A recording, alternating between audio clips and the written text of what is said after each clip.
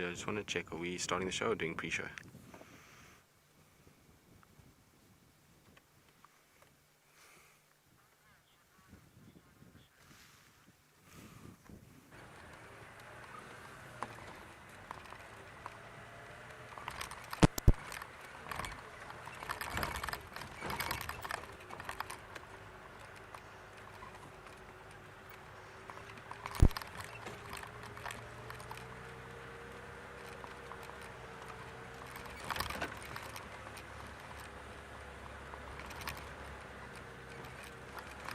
Good afternoon everyone, and welcome to the safariLIVE pre-drive drive. It's me, Taylor, and of course Genre is on camera today, and we will be bumbling around looking for all sorts of wonderful things out in Africa.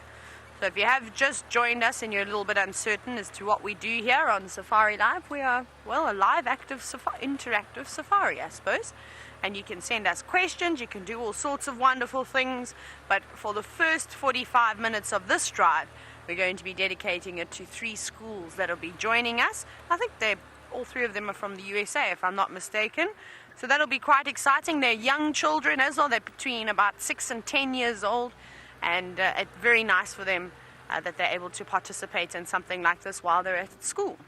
So we'll be doing that, and then a little bit later, closer to 5 o'clock, then you can keep feeding your questions through. So remember, hashtag safariLIVE on Twitter, and then we'll just answer them at a later point. So don't be discouraged when the schools are here. Please keep sending your questions through. We'll answer them at some point. Right.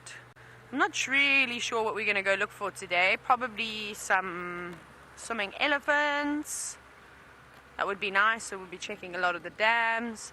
And then also possibly maybe those lions on Arathusa, but I think it's silly for us to go there now as it is exceptionally warm, and I don't think that they would be doing too much. So we'll go there as well. The sun starts to disappear behind the horizon, and we'll see if we make a turn. So that's our plan. I'm not sure what Tristan's up to this afternoon. We'll have to wait for him to give you that update. And Byron is walking. I'm sure he'll keep you entertained on foot this afternoon. Right.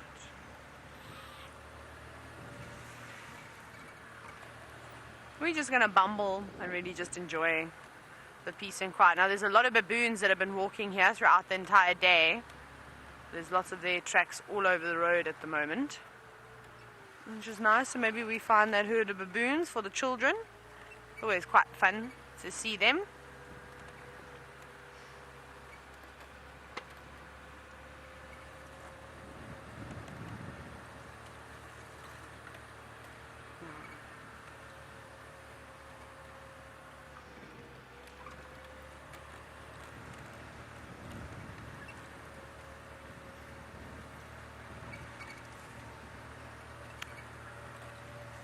Hopefully it's going to cool down quite quickly tonight. Bit warm, warmer than it's been the other days.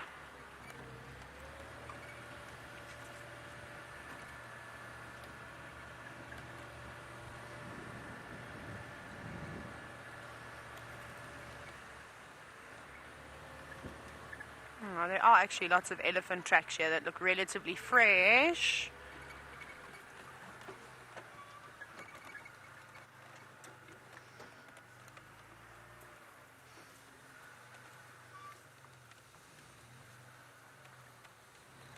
Maybe we find them. A couple of mud wallows down this way, so you never know.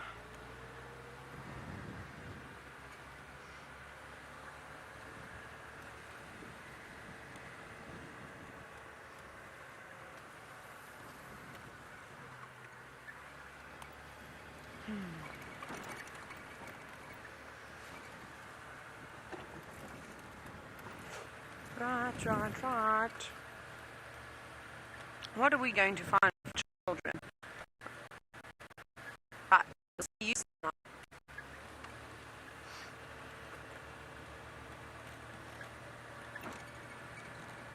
This program features live coverage of an African safari and may include animal kills and carcasses. Viewer discretion is advised. Good afternoon and welcome to a beautiful, bright summer day. There are some wildebeest and warthogs. This is Safari Live. Ready.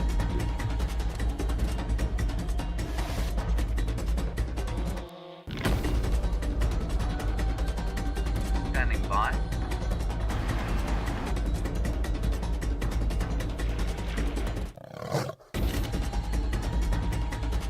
Five, 4, 3, 2, 1. You are live, you are live.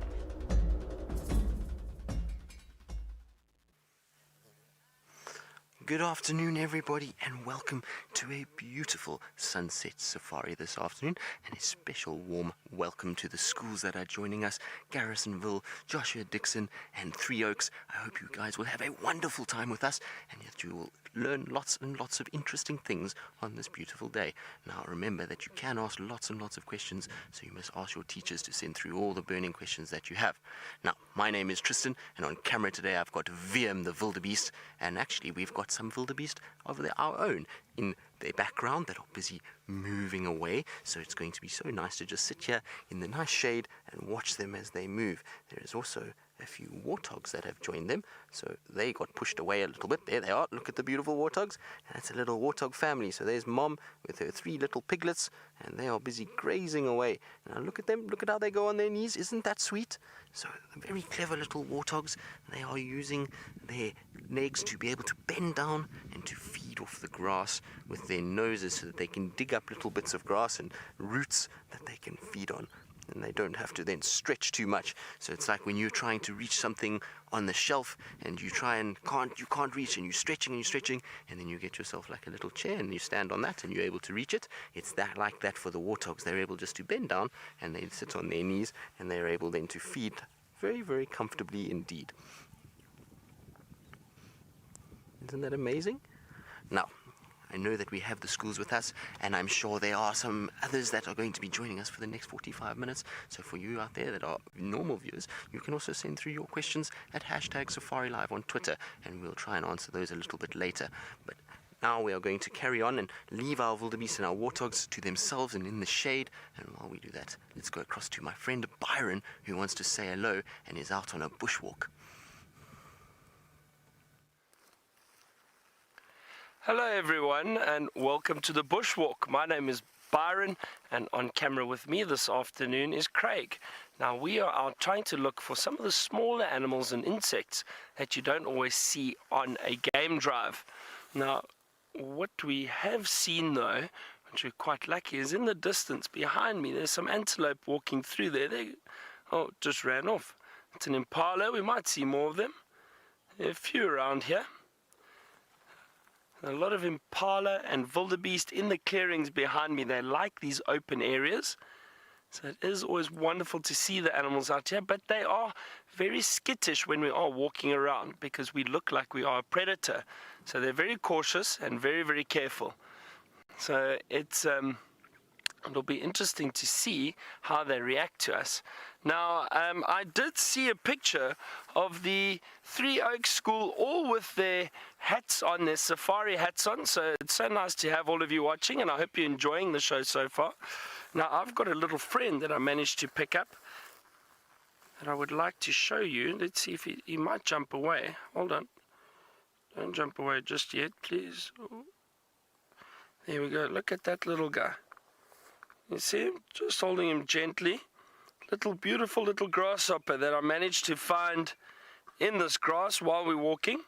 And these are the types of little creatures that we try and look for while we are on a walk. Beautiful, nice brown color. Very, very well camouflaged in this brown long grass. I'm going to hold my hand open. Let's see if he jumps away. He might do that. There we go, he's quite relaxed. Okay, I'm going to carry on walking, see what other insects and little creatures we can find for you. Let's head over to my friend Taylor so she can say good afternoon. Hello everybody, and of course again, welcome to Safari Live. My name is Taylor, and on camera with me today is Jean-Dre. Now, we're also out and about, driving around, looking for all sorts of interesting things. And something that I would like to find you on this very hot afternoon is some elephants. So I'm not sure what Tristan's route is going to be, but perhaps we'll try and jump in front of him and go and have a look at some of my favorite pans, where often on hot days like today you'll be seeing many elephants, but we've still got a little bit of a drive to go, and you never know what we may see on the way there.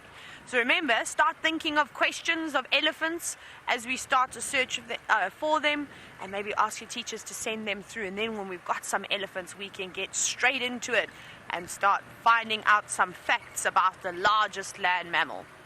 But let's see, there's lots of elephant footprints everywhere at the moment, lots of dung, lots of everything. So I think that we are bound to find some elephants somewhere. But Tristan hasn't got elephants. Tristan's got a number of different animals out on quarantine. So let's go take a look at a different type of herbivore. We do indeed. It's a massive animal. We've got these warthogs that are busy feeding, and that's a little family, so male on the right, female in the middle, and little piglets, and then lots and lots and lots of wildebeest, or gnu is their other name, and they're all sitting in the shade because it's a hot afternoon today. It is a good 32 degrees, or about, I would say, 86 Fahrenheit. So very warm, and look at the little warthog run. See how it's got its tail up in the air? So that's so that the little piglets can follow it. It can see those tails in the grass, and so when they put them up like that, they're able to then follow one another. Now here in South Africa, when we're kids, we get told a story about the warthogs, and it goes along something along these lines. And basically what they say is that the warthog, when it's running through the grass has got lots and lots of little seeds on it, and so as the warthog runs through the grass, it kind of doesn't want the seeds to go in its eyes, so it closes its eyes very, very tight, and because its skin is too tight, it pulls the skin up, and then the tail goes up in the air, and that's why their tail does that. But that's not really true. That's just to make kids laugh, and what they really actually are there for is to be able to follow one another. So when mom runs away, the little kids can see the tail. You see like that on the horizon? We can see the little tail in the grass. It's the exact same for the little piglets. They can see their mommy's tail, and they can then follow it around. And off they go into the distance. Like I say, it is very, very long grass, so the little warthogs tend to run away and disappear quite quickly. Ah, Amelia, you're asking why they're called warthogs. Well, Amelia, that's because of a little growth that they have on their face that are called warts. Now, I'm going to get my book out so that I can show you, but I need to just turn around quickly to do that, so just give me 2 seconds. Now, the little warthogs, like I say, they have these little growths on their face, and those little growths for the female aren't really useful. They don't use them for very much at all, but the males, they need them to try and stay safe, because when they're fighting for females, they then hit their heads together, and they're got these big long tusks. So I don't know if you saw those white things that are coming out of their mouth, and those white tusks are very dangerous. They can be very sharp, and it can cause danger to the warthog's eyes and his face, and so it's better for him to be able to protect himself by having those warts. Now, I'm sorry, I'm trying to find him in my book, but it's taking a bit longer than I thought. Now, my book did get a little bit wet, but there we go. All right, so if we have a look here, this is probably the best picture of him. You can see what is on his face over there, and over there are warts. Alright, and so that's where the warthog gets his name from. And a hog is basically like a pig. So that's the hog part, and then the wart part is these 2 little warts there. Then these are the tusks that I was talking about. So these tusks, when the males fight with one another, then they can cause damage to the eyes and the face, and these warts just stop those tusks going up and into the eyes and hurting the warthog. So very, very clever little design that they've got to keep themselves nice and safe. Now, the wildebeest that you see here, they're all moving around and using the shade because of how warm it is, and they also like this area where it's nice and short grass because they can see predators coming very, very easily. So better for them to be in the open grassland where they can see any lions or leopards moving around and stay nice and safe.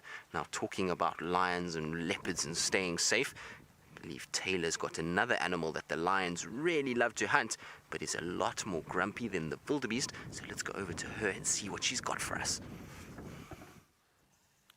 And if you didn't know any better, you probably think that a buffalo looks very similar to a wildebeest. But when they're sitting down, it may be hard to tell the difference.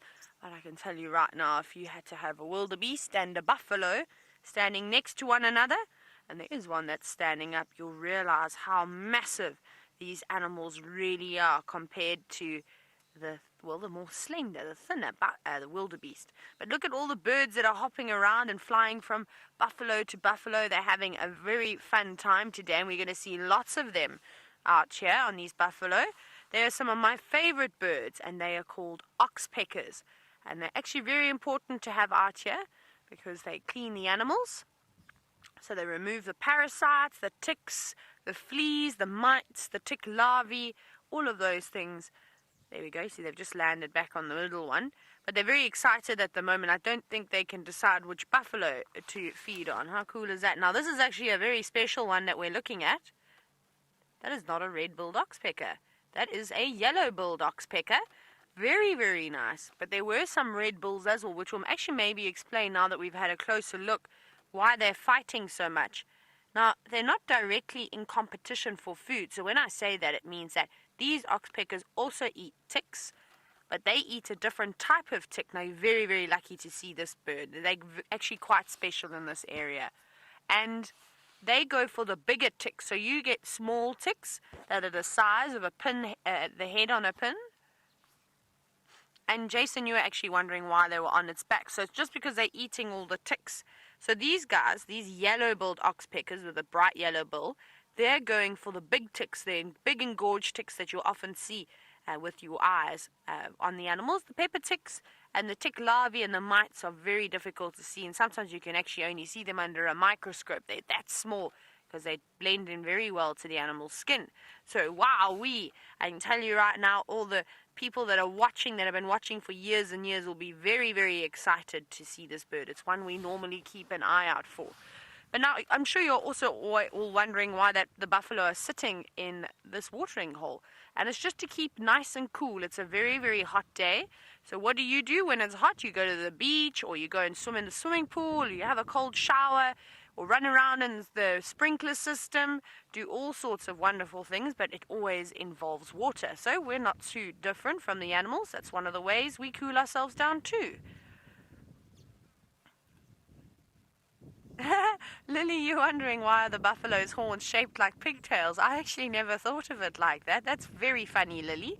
So, Lily, it's very important that, especially the boy buffaloes, they've got much bigger horns than the girls. So it almost looks like they're wearing a helmet, don't you think? Safety first.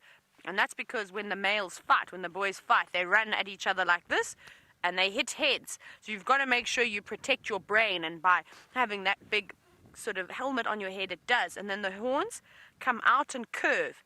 Now, you don't want the curve to point too far towards the top of your head, otherwise you're not going to be able to use your horns to protect yourself. So if we have a closer look, you'll notice that the tips of the buffalo horns are very, very sharp. And remember, Tristan just said that the lions like to eat buffalo. So the buffalo need to try and protect themselves from the lions too. Now, they're very strong buffalo, and they can buck and they can kick. However, if a buffalo uses its horns to chase a lion away, the lions have got to be very careful, because sometimes the prey, which is the buffalo, can fight back and end up killing a lion. So not quite just as many lions kill buffalo, but buffalo do kill many lions. Now, Javier, you're wondering why that buffalo is eating so slowly. It does look like he's eating a piece of chewing gum, don't you think? A bit of bubble gum. He's not closing his mouth and do it, but the animals out here don't have any table manners. And the reason why he's doing that is he's not actually taking bites of grass. He's regurgitating his food, so he's spitting it back up from his tummy into his mouth, and a ball of sort of not quite digested grass. It's just partially digested, and we call that ball of grass the cud. And it will chew and chew and chew it again, and then swallow it, where it will go down into another chamber in the stomach where it will be digested further. So if you're starting to learn about cows and their digestive system, so the parts in the stomach, you'll learn that they've got a 4-chambered stomach, and they are called ruminants, and that's exactly the same with the African or Cape buffalo. But they're big, hey? You really don't want to get onto the bad side of a big bull like this. Now, Marie, you're wondering if they feel the birds sitting on them. I'm sure they do. You see, they've got hair covering their bodies, so just like you and I have hair on our arms and on our legs and the rest of our bodies, you can feel when something like a fly even sits on your arm. So the buffalo are able to do the same things, and you'll see them swishing their tails around, and that's because of the insects and sometimes the birds. So the birds are much bigger and heavier than the insects, so they definitely feel them jumping around on their bodies. And sometimes they can get a bit annoyed, the buffalo, but they don't just sit on buffalo. They sit on giraffe, they sit on kudu, impala, wildebeest. And it must be very annoying to have a bird dangling from your nose, trying to eat the ticks or going inside your ears to try and get them out. So sometimes the buffalo, they throw a little bit of a tantrum. They will shake their heads, they will swish their tail and try and get the birds off of their bodies. Here we go. That's a big boy going to sit down. Ah, very nice. Now, Drady, you're wondering, how do they know if a predator is coming? Because it looks like they're always sleeping. Well, I don't know if you noticed the way that they were sitting. They're all facing a different direction, essentially. So the various animals sometimes will sit in strategic positions where they can look around all the time. And they've got quite good eyesight. They've got a very good sense of smell, and they're able to hear exceptionally well. So even though it looks like they're sleeping, they're just sort of having a nap with one eye open like this, and always making sure that there's nothing sneaking up on them. There's very few animals that will go to sleep and have a proper siesta. One of them is lions. We often see lions fast asleep, but that's because they're, in terms of predators, in terms of the carnivores, the ones that eat meat and eat other animals, they're right at the top with leopards and lions, and with leopards and hyenas and jackals and cheetah and all sorts of other things falling just underneath them. I'm just trying to block the sun out of my eyes. I have to look at the buffalo again. But there we go. There you can see, all looking in different directions, making sure that those animals, that there's no lions or anything sneaking up on them. Right, what we're going to do now is, Byron had made some promises of finding some insects and other creepy crawlies. Should we go back to him and see if he's managed to get some? So I haven't found any little insects just yet, Taylor, but I found a spot where I might find insects. Have a look at this. Now, this is elephant dung, everyone. Now, look at that. Now, I'm breaking it open because often we find little insects inside the elephant dung. Now, this is very, very dry elephant dung. It's a little bit wet inside. And there are little insects in here. Let's see. No, not yet. But look how coarse the elephant dung is. You get all this grass and plant material on because they don't break down their food very, very well. So I'm actually hoping that we can find some elephant. So this is a sign that there are elephant around, but this is dung. It's not fresh. It's few days old actually. So maybe we're able to find some elephant. We'll have a good look around. Now I can hear birds calling behind me, and they're called oxpeckers. Now the little oxpeckers also feed on insects, but mainly ticks. Now ticks sit on animals, so the oxpeckers sit on the animals to feed off the ticks, and therefore they might indicate that there are animals close by. So let's have a look. Oh, there we go. Exactly. Behind me, look at that herd of impala. There they go. So the oxpeckers are probably sitting on those impala, picking off the ticks, feeding on them. So whenever you're walking in the bush, you need to listen out for those little oxpeckers, because they might help you pick up if there are any animals around you or close to you. And just like we can see these impala behind them. I think I saw another antelope walking at the back there. Let's go and have a look. Let's walk a little bit closer. Follow me. Let's see. There's just a lot of impala running at the moment. There we go. There's some inyala. Do you see that? It's a different species of antelope. And those are two young Inyala. Now, it's a very strange name. Spelt, it's Nyala. Can you all say that word? Inyala. And they're another type of antelope that we get in this area. Very beautiful brown coloration. Now, Susie, you asked, are we not scared being on foot around here? No, we're not. We are very, very careful. And we do have to look out for the animals, but we are experienced. We've been doing this for a very long time, so we know what to do if we find any of the larger animals like buffalo or elephant. But we are always very, very careful. You should never walk around in the bush if you don't have a qualified guide with you. The animals can be unpredictable, so you do need somebody who knows what they are doing. Now, my friend Herbert spotted something down here. Let's see. Ah, look at this. Come look here, everybody. There's a water monitor on the water's edge. Do you see him? Look at that. Oh, great. That's a beautiful water monitor. It's one of the largest lizards we get here in Africa. It's a monitor lizard. Oh, look, he's feeding on... What did he catch here? Maybe a little insect, perhaps?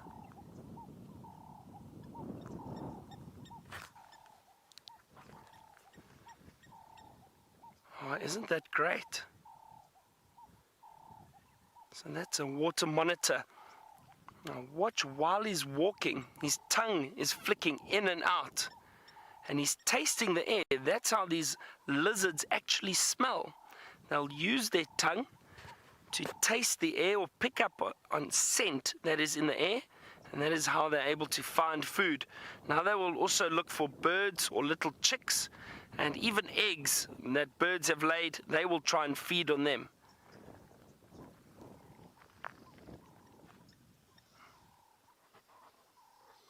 That's a lovely surprise.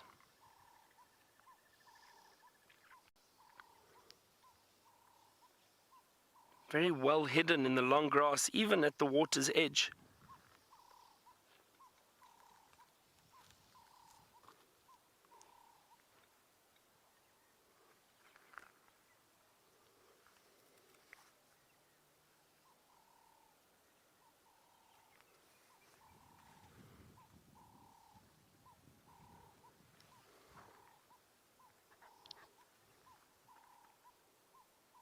He's just walking very, very slowly looking for food. But they are able to swim very well too. And Liam, you were just asking what I mentioned about these water monitors and what they eat. So hopefully that answers your question, Liam. Like I was saying, little birds or eggs. And they will raid nests quite a lot. So they do look for little nests along the water's edge.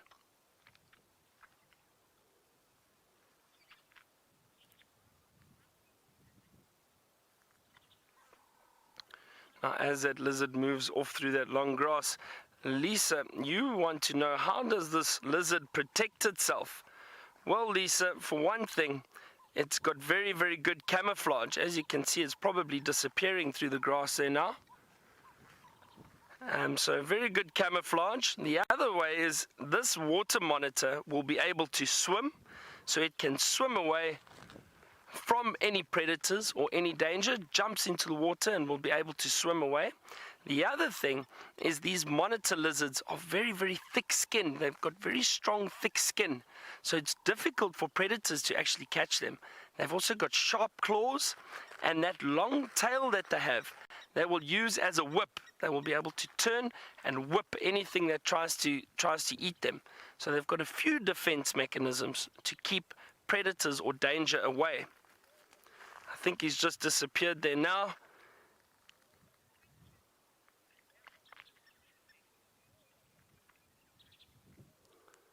It's just moved off now. They are called water monitors because they live close to water and because they like swimming, and they are in the water quite often.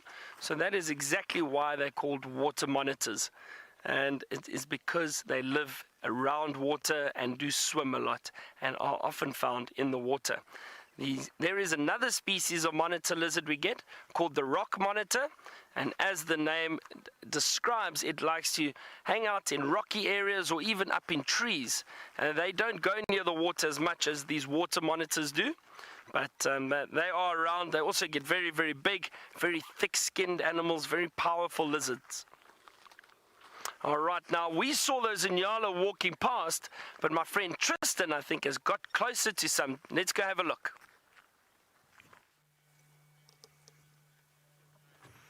Indeed we have. We've got a little male. Well, actually we've got two big males, not little males, should I say. They're big males that are walking around in the bush now. The Nyala.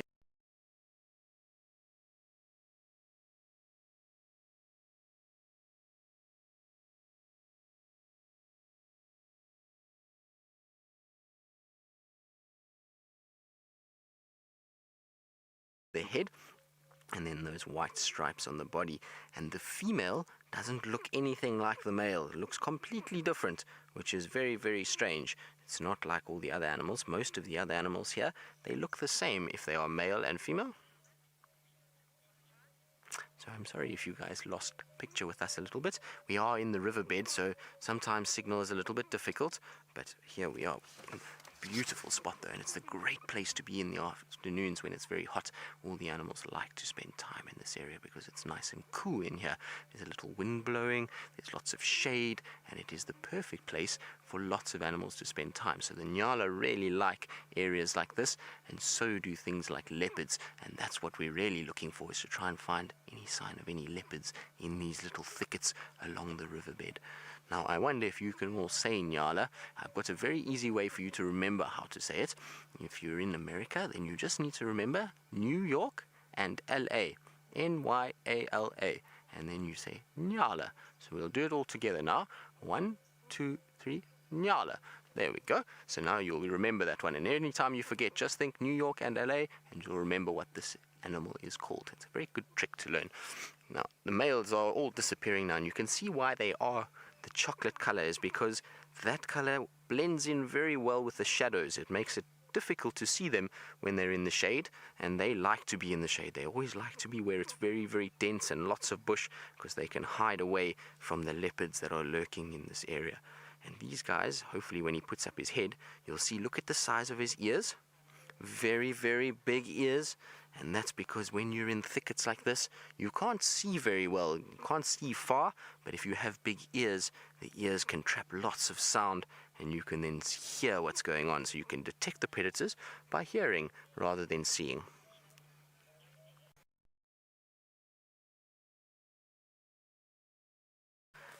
Katie, this is a good question. You're asking if males and females have different horns. So they are different to the wildebeest that we saw earlier. The wildebeest, both male and female, have horns, but the Nyala female has no horns. So I'll try and show you a picture. If you just give me a little bit, and then I will bring up a picture for us so that we can see what they look like. And you can see that the female, no horns at all. Now, Katie, I wonder if you guys know what the difference is between horns and antlers is. So in North America, with your deer that you have there, your deer will have antlers, but our animals down here have horns. So I wonder if you guys can give me an answer as to why. You can tell your teachers, and they can send it through, and then we'll see who is correct. Now, I'm just trying to find the picture of the Nyala. I'm sure I will find it now. Well, Ryan, the Nyala's horns can get quite big. This one that we see here is about as big as it gets. So they normally will grow, I would say, about... The biggest ones I would imagine are about 3 feet, which would be really, really massive. But most of them are between about 2 and 2.5 feet in length. So quite big. And those horns can be very dangerous to a leopard, or even to us as people. If you had to get too close to that Nyala, he can stab you with those horns because he's trying to defend himself. It's not because he wants to...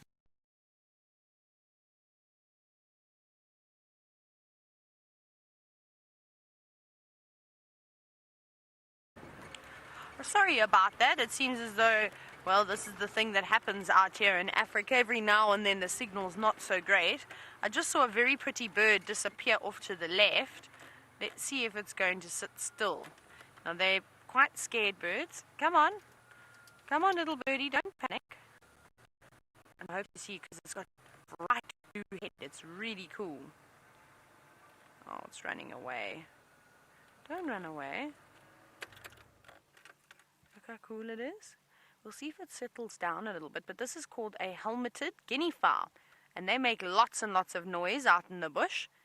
It's a very interesting call. I won't be able to play it now for you, though, because if I were to play it on my phone, I can't make this call. It's too difficult. This bird would get a little bit angry. And I'm surprised it isn't here with the rest of its family. Normally they live in very, very big groups. But moving through the long grass, looking for grass seeds to peck at. They often scrape open elephant dung.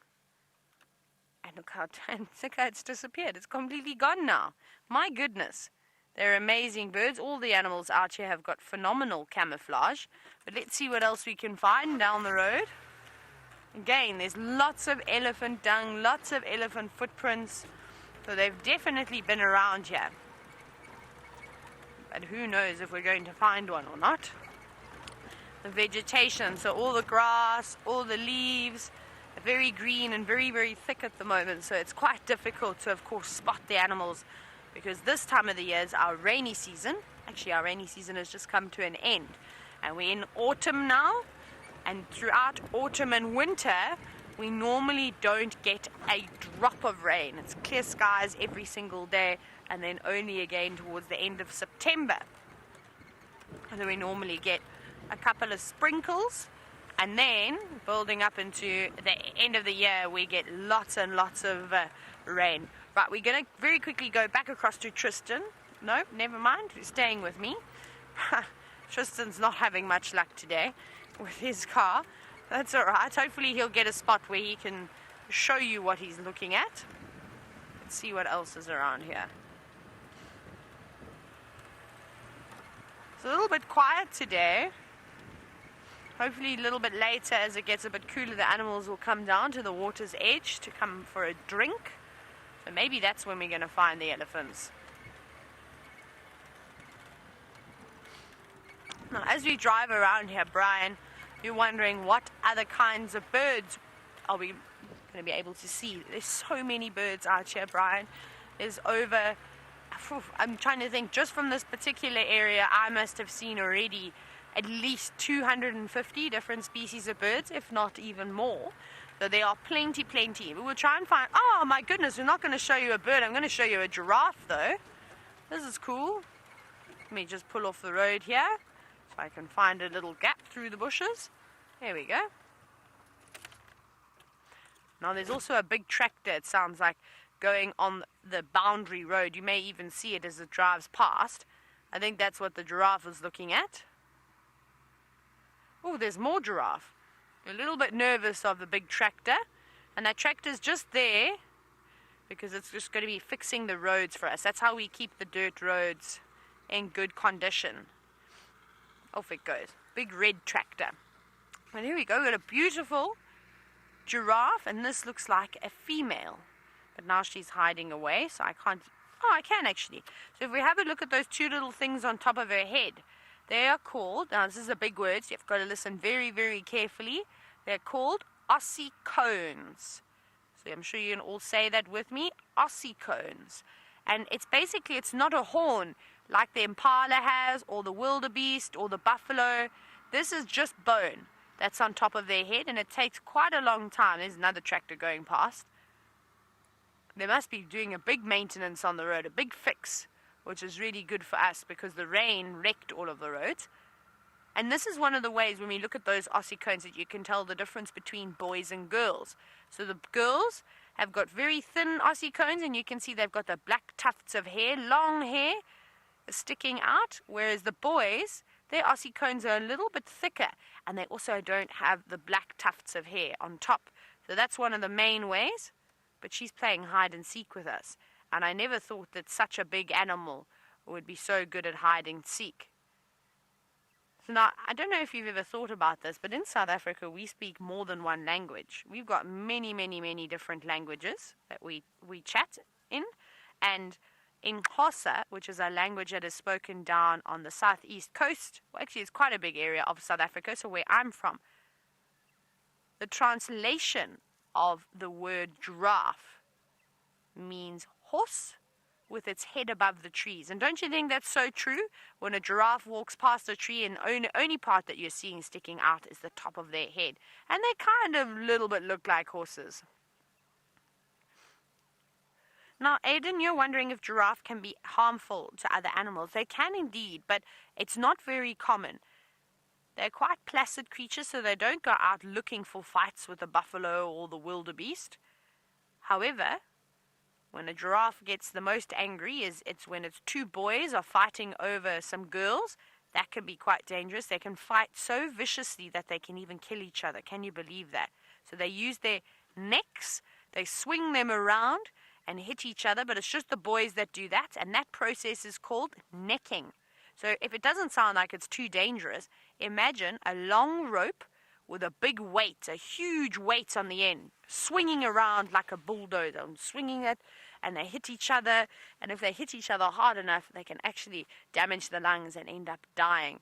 And they kick with their legs. They've got very long, powerful legs which they will chop with, and that is probably the best defense of a giraffe. There comes another one just out of the bushes. There's quite a few here.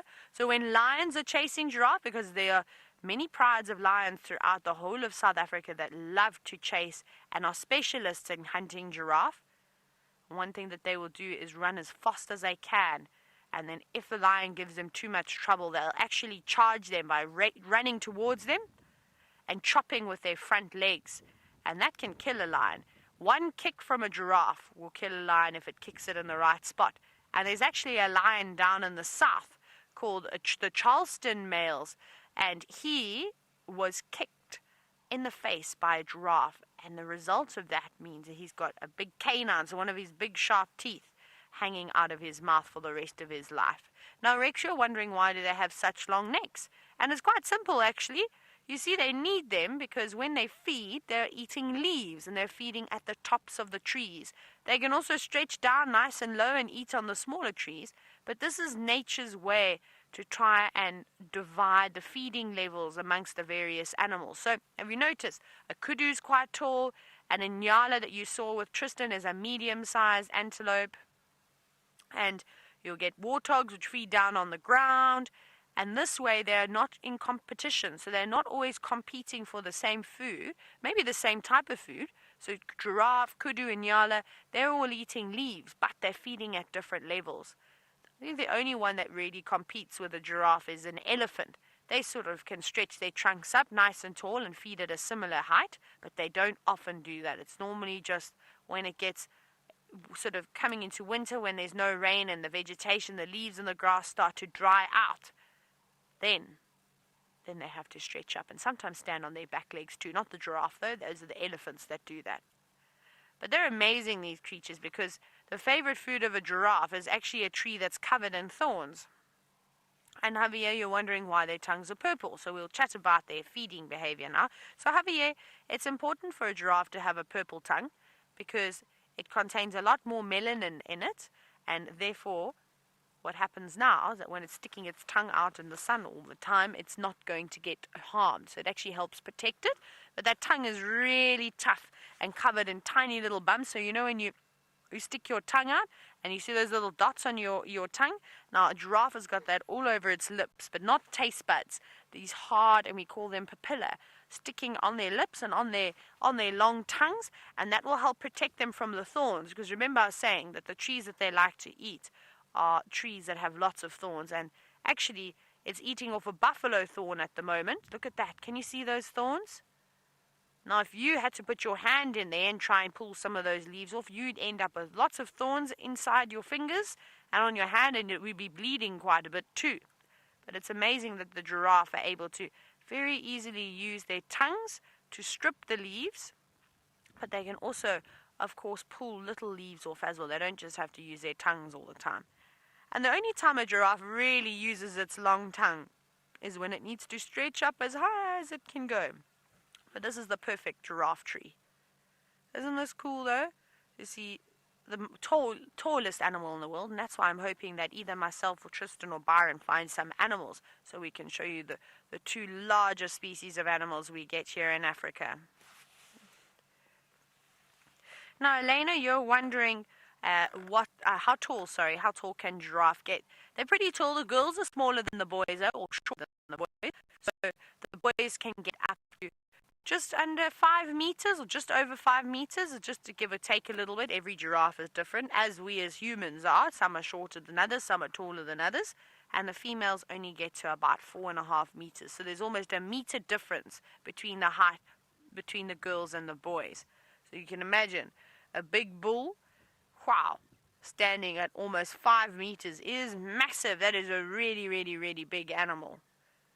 But you must be careful of them. But they're really fun. I love giraffe, especially to see them on foot. If you walk in a zigzag pattern towards them, what can sometimes happen is they become so curious that they end up coming towards you. And if you sit down in the grass, they'll come right up to your feet, which is quite cool. Let's see if we can get another view of this giraffe here.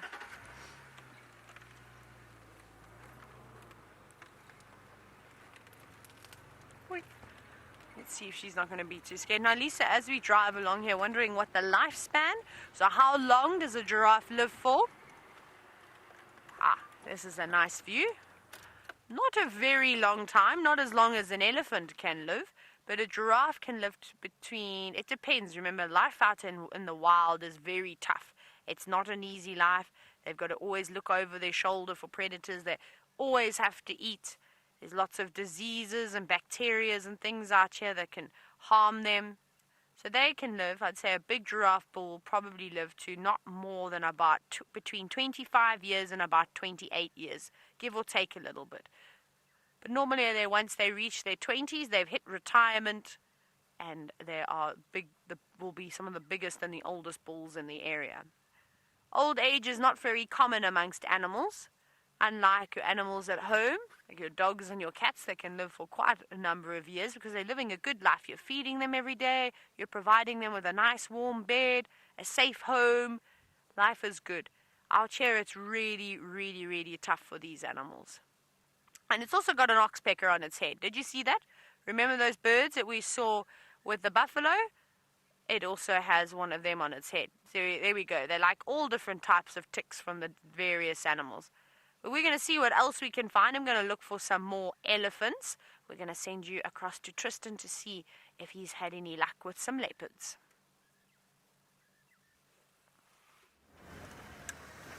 Well, unfortunately, Taylor, we've had no luck with leopards. We haven't seen even a single footprint for a leopard, but we are checking in all their favorite places and trying to have a little look and see if maybe they're lying somewhere in the shade here, somewhere close to a little water source, because it is hot today, and leopards do like to lie near water so that they can satisfy their thirst.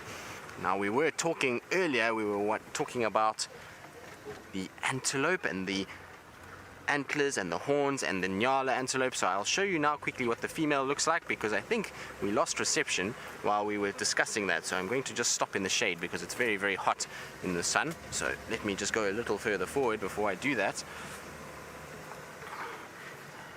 Now, yesterday I was tracking a female leopard in this area, so that's why I'm here, just to check, but so far no sign of her. But the Nyala female that we were talking about earlier, and she is right over here. There we go. That is the female that we were talking about. So you see she's very, very different. And you see on top of her head, no horns. Alright, so that is an adult female, but she doesn't have horns. And that is true of a lot of our antelope here. So things like impalas, nyalas, kudu, all different types of antelopes.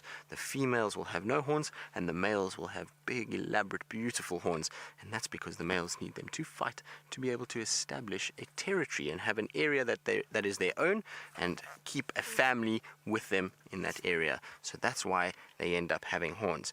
Now, hopefully some of you were able to answer our quiz and can tell me why there is a difference between, or what is the difference between horns and antlers.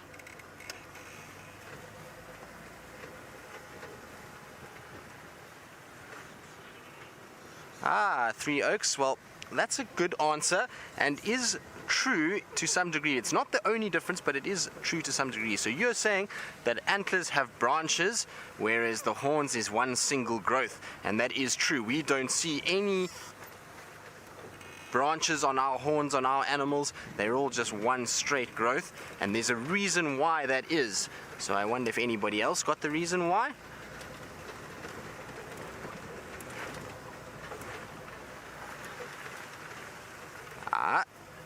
Garrisonville students, you said the difference is that the horns, the antlers fall off every year and the horns don't. That is absolutely correct. That is one of the main differences, is the antlers every year will fall off and regrow, whereas our horns, they grow throughout that male's life. So when he starts as a little baby, the horn is there, and then it grows until he's an adult and even until he dies. So he's not going to get any new horns if they break. And there is a reason why that is, and it's because the antler is made of cartilage. So it is basically something that can grow every year, and then when it falls off, there's no visible sign of damage, and the next year it will grow again. Whereas a horn is a bone, so it's a bone that is fused to the skull, and it stays on the skull, and then it grows off the skull. So it's like if you have to cut your arm off, your arm's not going to grow back, because bone is not able to grow again once it's been broken or cut. So that is why, and that is the main difference, should I say, for the two of them. So well done, guys. That is very, very good. Very, very clever. I'm very impressed.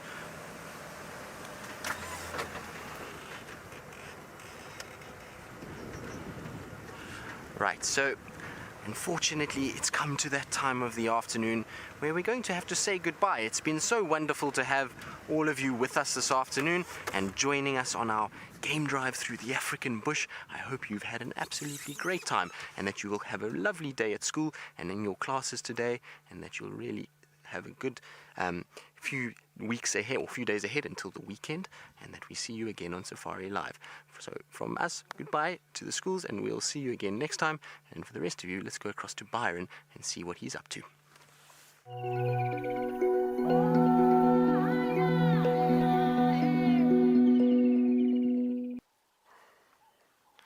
Good afternoon, Byron. Good afternoon, everyone. Those of you who don't know who I am, I'm Byron, and on camera with me is Craig. Now, the kids have just left us. The kids have just left us, so it's great to have the rest of you still with us, hopefully. Now, I'm walking with Herbert and Craig. We're walking along the edge of this drainage line. I'm hoping to find any sign of Karula, perhaps. We haven't seen her for a long time, and so we think that perhaps there might be a chance of finding a leopard down in these drainage lines, especially in the heat of the day. It's very, very warm today, so that's exactly what we're doing, and we've got wonderful view from up here at the moment of this deep drainage below us. There's some wonderful trees to have a look at in this area too, and just have a look at that view.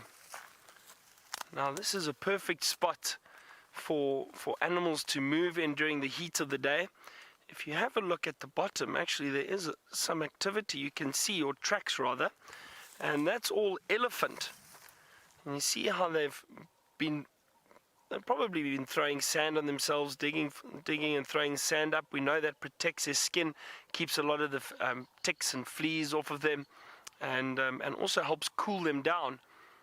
You can see a lot of elephant tracks down there, so we might still bump into some elephant on our bushwalk. There also, as I was saying, a lot of large trees. Now, that one straight across from us is a very interesting one. I'm sure some of you have seen it before, but they love growing on the edge of riverbeds or dry riverbeds or drainage lines like this one. That is a tamboti tree, a very poisonous tamboti tree. And we always, I always remind my guests that if you are ever camping in the bush, if you do camp in an area close to a drainage line or a river, always be careful what wood you pick up, because if you burn that wood and the smoke and inhale the smoke from that fire, you will get very, very ill and very sick. So always be careful of the tamboti. It does secrete a latex if you break the leaves, so that's another way that you can probably tell that it's a tamboti. So let us start walking along this drainage line and see what we can find. It's incredible. Just behind me, we were on a road which cuts straight through Djuma from east to west, and we saw tracks. We've been following tracks of Tingana from this morning. Remember, early we had tracks of him going past camp. He did drink at the Vuyatela waterhole early this morning around 3:30. Somebody saw him on the dam cam, and then he crossed right through further west and then south and right out of Vuyatela or out of Djuma. But he's come all the way from this side. So he basically walks straight through Djuma during the course of the evening. It's amazing how far these leopards can walk when they're marking territory and potentially looking for food. Now I'm going to continue on our walk. Let's see what we can find. Let's head to Taylor and see what she's got. Not anything just yet, of course, but welcome back to all our regular viewers. If you have just tuned in, welcome to all of you too. And my name is Taylor. And with me this afternoon, bringing you all the fantastic footage, is Jean-Ray. And we are just about to pop out at Buffelshoek Dam, so hopefully we are going to see some interesting animals. But for all of you who are new to safariLIVE, a huge welcome from all of us. And if you're wondering how you can ask questions on this live interactive safari, hashtag safariLIVE on Twitter is the way to get hold of us. I've actually just spotted a hippo now in Buffelshoek Dam. I was actually hoping to find some elephants. Maybe they're still on their way. Let's have a look at this hippopotamus. I think we'll stop here where we can sit in the shade too. It's always nice to strategically plan where you're going to park. But it is a big hippopotamus, which makes me think straight away, and all on its own, that it's most likely a bull who is just poking his ears and eyes out. It actually doesn't look like he's awake. It looks like he's having a snooze. Now, something really amazing about hippos is that they're able to bob up and down sort of without consciously doing it. So that means that they can have these siestas, they bob down, they come back up again, and they take a breath. But now he seems to have woken up a little bit. But he doesn't look like he's going to stay awake for too long. Can't keep his eyes open, whether it's the glare off of the water into the hippo's eye, or again, just because, well, he's just had a lovely nap and he is not quite ready to get out of bed just yet. But he seems to could be a little bit nervous. He keeps going under. Let's see what he's like when he comes up again. But this time of the day, when it's really, really hot, it is most common for hippos to find the shallow waters and put their heads up on the back, or if there's more than one hippo here, they'll rest their heads on each other's backs as pillows and cushions, and they will take siestas. At least he's blowing water out of his nostrils for us, which is quite cool. Hello, big boy. Yes, now I think he's sleeping. I don't think he's quite awake yet. I think he's in that sort of process where, you know, when someone comes to wake you up and you're in a deep sleep and you sort of look around but you're very confused, you don't know what the time is.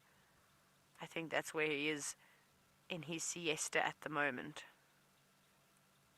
Now all we need is a big herd of elephants to come down, and that will sure wake this hippo up. And sounds like there's a Franklin shouting in the background.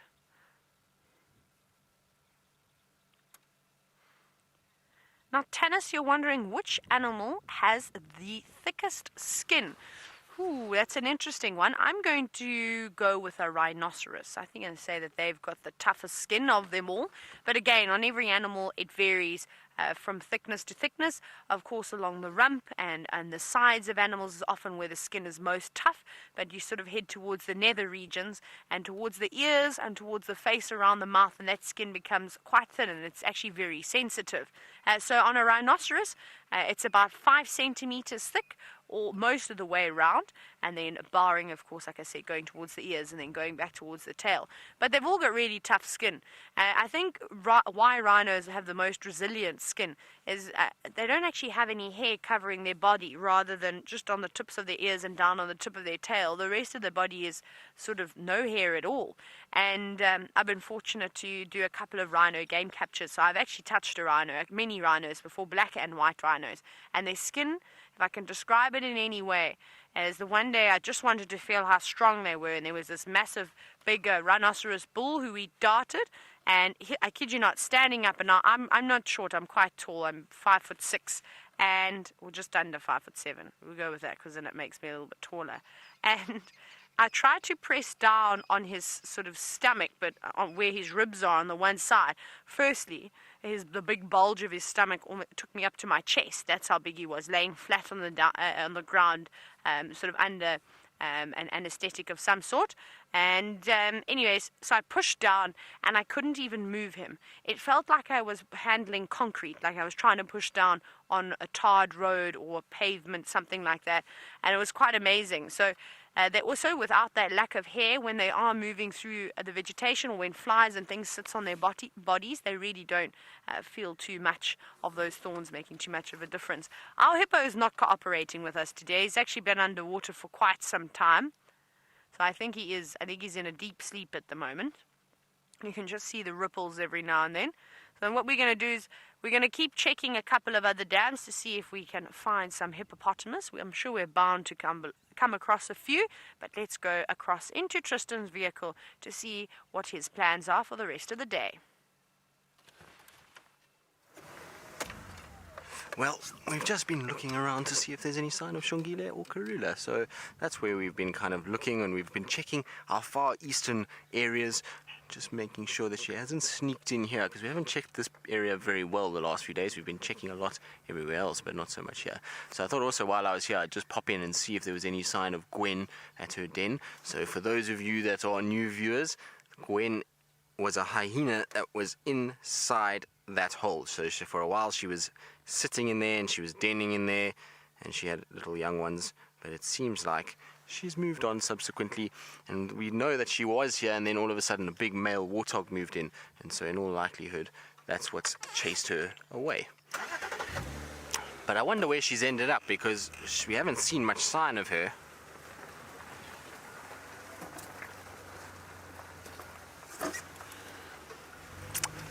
Chris, you are a new viewer. Welcome to Safari Live. I hope you are loving being out here in the African bush with us, and you want to know, where are we in South Africa? Well, Chris, where are we in the world? We're in South Africa, in the northeastern part of South Africa, so in the Sabi Sands Game Reserve. And what have you spotted there, Viam? A squirrel? The squirrel ran away. Don't worry, Viam. They do run sometimes. So, Chris, you also maybe want to know who we are and who Viam is. And so my name is Tristan, and on camera today I have Viam. So Viam is one of the best that there is. He's an absolute magician when it comes to the camera. He's lightning fast, so good to have him on the back when spotting things like squirrels. Now our waterbuck seems to have disappeared. There was a waterbuck in front of us that was standing on the road. Now I don't know where it's gone. It was here. Viam, did you see where it went? I think it may be crossed to the north. There's a squirrel, Viam. Hello, little squirrel. So this is a tree squirrel, and you can see it gets its name from spending most of its time in a tree. And they're generally quite shy little things. They like to hide away, so that's why it's behind the tree and not looking at us. And there it goes, and you can see they're very agile as well. They can move very, very fast. Keeping them in picture can be quite tough. Where are you going? I think it's just trying to get into that thicker canopy so that it hides away from us so that we can't see them anymore. I'm sorry, Viam. The squirrels are not doing well for you today. They are all hiding, and now he comes out into the open. No, don't go into the thicket again. There we go. So you can see how agile they are when it comes to these trees. There it is. Looks like a little female. Now you can tell with squirrels because squirrel males have abnormally large testicles for the size of their body, so quite easy to tell a female from a male. So this is a little female that is moving around, and you can see how long the grass is, and once they get into the grass they're going to disappear completely, and they will be nervous of going in the grass because they know in the grass is going to be all kinds of predators. There's going to be snakes, there could be things like leopard, servals, caracals, and so got to be a little bit careful, and that's probably why it's watching before it goes scampering off to the next tree. These trees are not ideal trees for squirrels because there's not really much space for them to hide in little holes or anything like that, so it's just going to go from this tree to a slightly larger one where there may be a little crevice or a hole that they're able to hide in. I want to see where my waterbuck went. It was here somewhere. The bush is so thick here that animals just disappear when they go into this thicket. Where did it go? It's disappeared. Like I say, they were here, or one at least, but it's disappeared now. There is a small little kind of riverbed that runs along here. It drops down, and it's very, very difficult to see inside there. It's so thick, so if they've dropped inside there, I'm not going to be able to see anything. Now, I wonder where Shongile is. She was here last night and she drifted on, and we didn't get to see her. We just found her footprints, and it looked like the baboons chased her, unfortunately. And they chased her this direction, and then it looked like she crossed south, but I was hoping that she may have come back this way. Ah, there's my waterbuck. You sneaky little devil. So she's just been walking along the road. Now, it's very, very unusual to have just one waterbuck on its own, so I would imagine that there will be some others. If it was a male, it wouldn't be so unusual, but a female, you would tend to find walking together, so they would normally be in small little herds together. And we know it's a waterbuck just by the ring on its bum. That ring is diagnostic. There's no other animal out here that has a little white ring like that, and so easy to tell.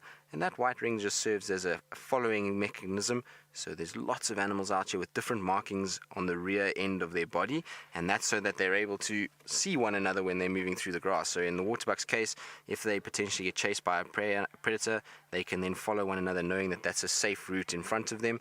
And also for the young ones, they're able to see their moms in front and be able to follow and see where they go. But you may notice also with the waterbuck that they look very different to a lot of our other antelope. Most of our other antelope seem like they've got very short, fine hair, and that probably is a good thing because of the heat that we get here. Whereas the waterbuck looks a lot more like the northern hemisphere animals, so a lot like elk and moose and those kind of things, with a very thick, shaggy coat, particularly around the neck area. See, the hair is quite long. Now, the reason for that is because the waterbuck, as the name suggests, spends a lot of time near and around water, and it uses water to be able to escape predation. So it will run into water to be able to get away from predators. And the problem with that is that water gets onto the skin. It causes a lot of irritation, particularly if they're damp for long periods of time. And so what they've got is they've got sebaceous glands that secrete an oil, and that oil then runs over that longer fur and is able to repel water more effectively than a very short, fine-haired animal, and they stay nice and dry. So very, very clever, the little waterbuck. Now, talking of animals and bucks and water, let's go across to Byron, who I think is on foot and has managed to find a very large animal that really loves water at this time of the day. Now, we have found something that loves water, everyone. We've got an elephant. The wind is actually swirling a little bit, so I'm being very, very careful because they've picked up on us. They can smell us. They know we're here. So I've just got to be very cautious, because when elephant, especially in a herd like this, we don't know if they're youngsters, so I'm always very careful of approaching a breeding herd of elephant. I've only seen one, but there are definitely other elephant around.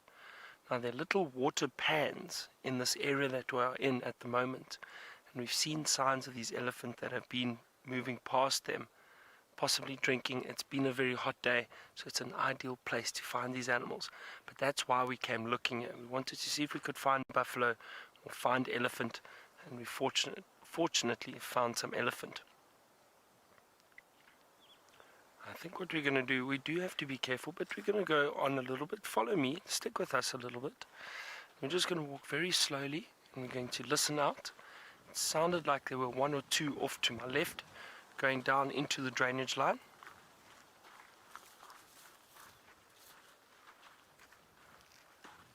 This is one of my favorite things to do, is try and view these animals on foot. I can see that elephant we just saw is just moving through. There we go.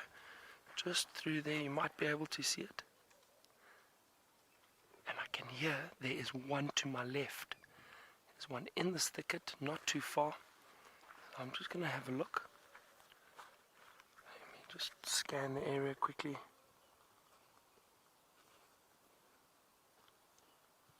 It is so thick at the moment.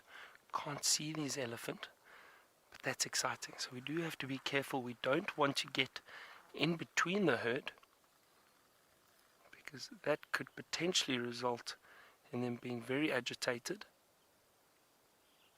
There we go, hold on, stand still, have a look. There we go, there's this elephant coming out. It's now seen us. We're just going to stand still. It's a female, but she's not showing any signs of aggression, but we do have to be careful. There comes a youngster. Wonderful. Isn't that amazing? That is so great. There they go. Perhaps I think they would have heard us already, and luckily there was 1 or 2 elephants that have moved through already. So I think that's why they're a little bit calmer and they're a little bit more at ease with us. More are coming. I'm just going to stand dead still. What I think is we just move up against this thicket line a little bit, just over here. And we can stand and view them from here for a while. And as I said, the wind is swirling, so they will pick up on our scent. Here comes another elephant. Here we go. Now these are all younger elephants, so we do have to be a bit cautious. And that looked like a young female. Oh, I think so. Now watch what she's doing. They often do displacement feeding. So what they do is they'll go and use their trunks, wrap it around grass blades or branches, pretend they're feeding, but they're actually keeping an eye on us. They want to see if we're a threat or any danger. This is very exciting, isn't this amazing? Very, very special. And I can see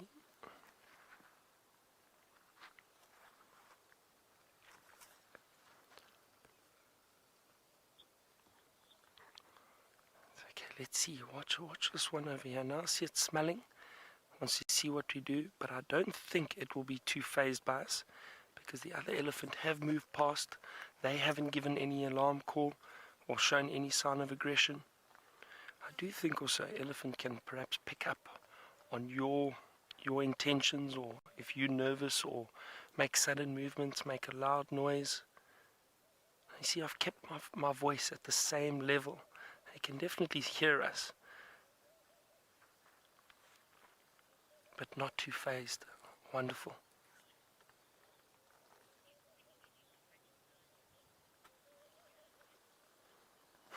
Hassan, I'm not sure if the elephant recognized us pointing a finger at them. Perhaps. But you see, that's why I just want to stand still for a second, because this elephant's unsure. I'm hoping she just constantly moves past. There we go. Just not too phased, but you saw the flick of the tail. All of those are little signs that she's getting a bit upset that we are here, or that she's noticed we are here. But there they go. So, son, I'm not sure if they definitely pick up on us pointing at them. I don't think so. But they do pick up on hand movements and any fast movements. That's wonderful. Really is great. I can hear a vehicle coming at the moment, so they might enjoy. Who is it? Looks, I see an aerial, so it's possibly one of our friends, and I think it's Taylor. I wonder if she's seen the elephant yet.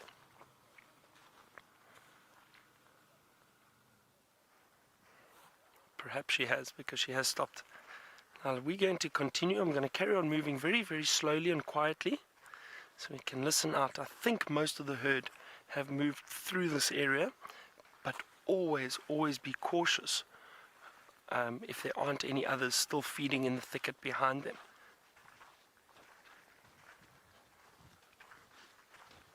This is very exciting, and this is what a bushwalk is all about. To give you that feeling on being on foot and viewing these animals. It's completely different to being on a vehicle. And you do feel a sense of, at times you can feel a sense of unease. But that's then, that's why the guides are here, to take you through an experience like that and explain the behavior they're looking for. You want to see the ears flapping. I mentioned the tail of that elephant now. You could see, and there I can hear them calling. They're communicating with one another. So there are signs that they have noticed us and that they are communicating. But all those signs are signs you need to look out for while being on a walk. Oh, that was wonderful. Wasn't that great? Now I'm going to try and work our way through here a little bit further. Maybe get out into a more open area. Let's head over to Tristan and see what he's up to.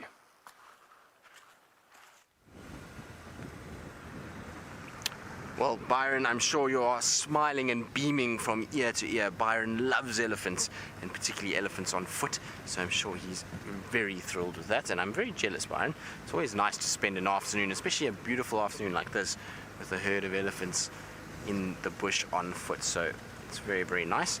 We are going to start heading towards Cheetah Plains. There's absolutely no sign for Karula, Shongile, Hosana that we can find. It's potentially they could be on our side, given that the baboons were alarm calling this morning. Herbie heard a leopard. I've checked all those roads. I cannot find even the slightest sign of a footprint. We've driven very slowly to check. And so I think we're going to try a different area and try and head towards Cheetah Plains. You never know. Maybe we get lucky with quarantine or Inkanyeni, or maybe even the two cheetah brothers themselves. So that's where I'm going to head. And it's also just so beautiful out there on a day like today. The sunset on the Cheetah Plains area is going to be magnificent. So it's just going to be really nice to head that way and see what there is that side. We're also going to just quickly check the western boundary of Chitwa to see if maybe Karula or the cubs have possibly, by any chance or miracle, come towards Chitwa. It seems like they are absolutely stationary on Little Gowrie at the moment. It's like they've got their favorite little sports bar and they go there and they go and have a drink every afternoon and have some cocktails and enjoy the day. I suppose the kids are a bit young for that, so maybe it's their favorite little play area, and there's lots of jungle gyms and good places for them to be hanging out. So I don't know why they're spending so much time that side. It also could be that Herbie was reminding me, yesterday, that there was a time where the cubs bumped into the two Inkahuma female lions, which was about 3 weeks ago, and since then we've only seen Karula and Hosana once. We have not seen Shongile since then, so I think maybe they were a little bit nervous of those lions, and so that's why they've been hanging around Little Gowrie, where there's been no lion pressure whatsoever. As soon as maybe we get a pride of lions that sort of moves that area, and the sticks maybe come that way, or the Birminghams, and they hear them, then that might push them back towards us again, and they will spend more time outside. It's also at this sort of time of the year, there's water everywhere, so there's nothing that's driving them to certain areas to get water, and on top of that, there's so much food around, and this long grass is just so good for hunting, and I'm sure Karula is being so successful down this side that that's why they haven't come up into the north that much yet. So it's just one of those things. It goes like this. Some days we will have them for 2 weeks to ourselves, and then we don't have them for a little bit, and it makes us appreciate them more, which is good. Right, so we're going to carry on, and like I say, we're going to try and see if we can pull a little rabbit out the hat and see if she's around. And before we do that, let's go across to Taylor and see if maybe she's got any rabbits in her hat that she would like to pull out this afternoon. Well, I don't know if this type of rabbit would fit in a hat, but it is indeed the same elephants that you have just seen with the bushwalk team. We actually just bumped into them, and there's an entire herd moving through this thicket. And one very grumpy sub-adult elephant. Don't be so silly, little one. But isn't this just lovely? Now I'm happy. Now all we need them to do is go straight back towards Buffelshoek Dam so they can go and have a swim there and wake the sleepy hippo up. That would be the most ideal thing that could happen this afternoon. But we'll have to just wait and see. Now I don't know how long these elephants are going to stay out in the open.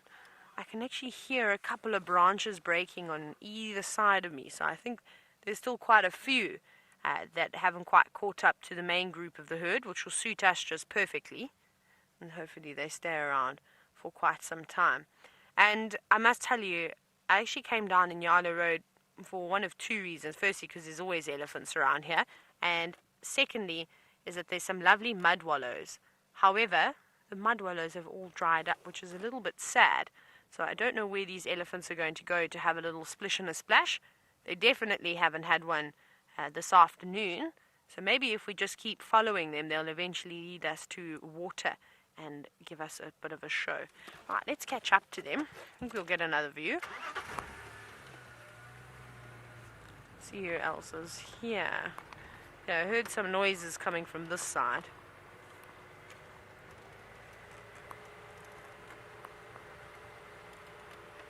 Nope. I think I was imagining it. Maybe it was just a bit of the wind. Here we go. Here's the female and her calf again. Being very kind and just popping out on the road when we need her to. But it doesn't look like, sorry, that she's in any hurry at all this afternoon. She's just going for a casual stroll. She'll get to the watering hole when she gets there. If it means an hour, if it means 2 hours, 3 hours, nothing is forcing her. And that's what I love about nature, is that animals just do whatever they want. They've obviously got certain things that I have to do, is make sure that they eat enough every single day and drink enough water, stay hydrated. And then, of course, for an adult elephant, it would be also to protect their young. However, other than that, it's quite nice just to move around all the time. Imagine living a life of just eating, going for a swim when you want to go for a swim. The only thing that I wouldn't like, and this is probably one of the reasons why I wouldn't want to be an animal, is the fact that there is poaching that goes on, and then of course, well, you have to look over your shoulder all the time for various animals that would want to pick you up and eat you. So I think we'll just stay as a human then. Let me go up a bit closer again.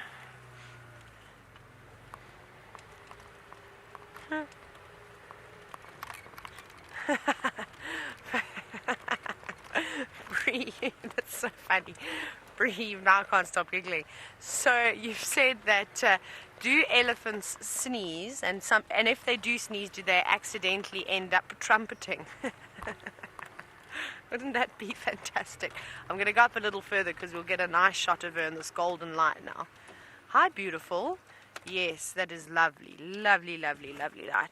So, Bree, they do sneeze. You often hear them.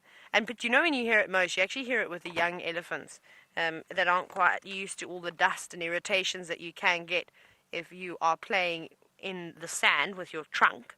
So they often sneeze. But I haven't heard an accidental trumpet before being caused by a sneeze, but I wish that happened.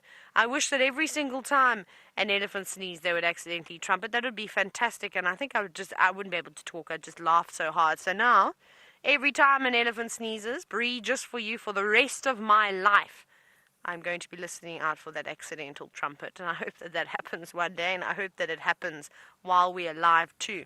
She's not a particularly big cow, this elephant, though. She's actually quite small. She only seems to have one calf. So perhaps it's her first calf, which would mean that she's somewhere between the age of about 20 and 25 years old, I'd put her at. She's still got quite a bit of growing to do, or she could also just be a small elephant. But the fact that we haven't really seen any other offspring with her makes me think that she is relatively young. And I suppose it isn't just her and her offspring. There's also a fork-tailed drongo that's been following them around all afternoon. There we go. You can just see it flying down, catching all the insects. And at the moment, it's perfect for drongos, for lilac-breasted rollers, for the various types of birds out here that do utilize them mammals walking through the grass for stirring up insects. Let me go up ahead again.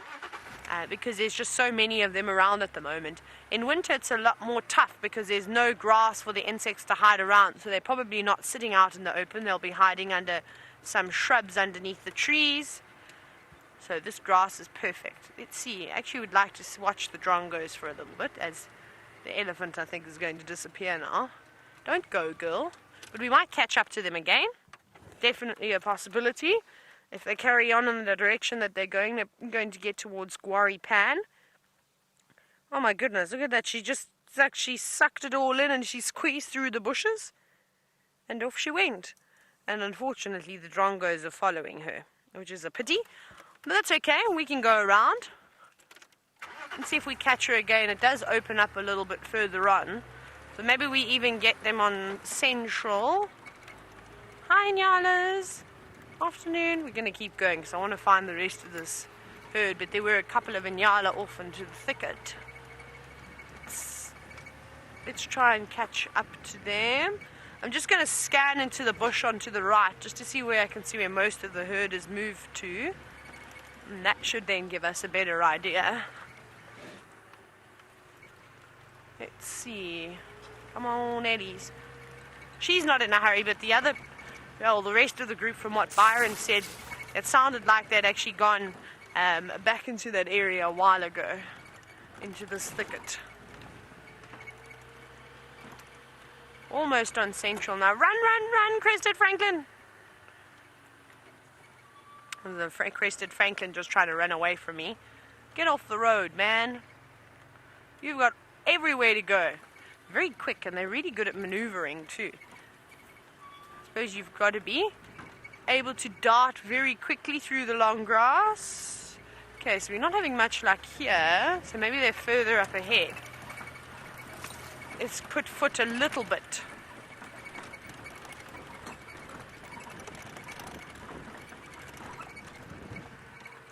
Now, Canis, you're wondering why you haven't seen oxpeckers on elephants. You're wondering if they ever do go on elephants. So I haven't actually seen an oxpecker in my life sitting on an elephant. I've seen many other birds sitting on their backs, and particularly cattle egrets. You see that a lot when you go in Botswana, Zimbabwe, Zambia, I'm sure in Kenya you see so you see a lot more of that. And I think that's just because the tick density on an elephant is not quite as much as you see on the other animals. Maybe you'll see, if anything, you might see the yellow-billed oxpeckers because they prefer the big engorged ticks.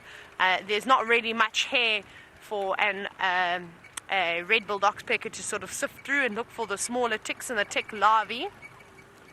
And the only reason why they go on to rhinos, if you're thinking, but hey, rhinos have got thick skin and they don't have any hair on their body, is because of the ears.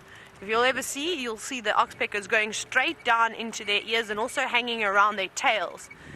So yeah, it's quite interesting. I don't know why I've never seen the oxpeckers on the elephants, but that'll be something to look out for and see if we can eventually see something along those lines. It'll be quite nice. And I suppose the smaller animals with more hair, there's definitely more food available for those birds. And out here, you need to eat as quickly as you can and as much as you can without having to search for too long. Well, that's the idea process anyway. So I've just come off of Inyala Road South and I didn't see them. Maybe they're feeding slowly in this direction. Okay, we'll do one more loop around Inyala Road South. If we don't get them here, then we'll continue and move on. Perhaps go towards Arathusa. Tristan, my goodness, he was on a roll. He's darted off to our Cheetah Plains and I think he's actually arrived.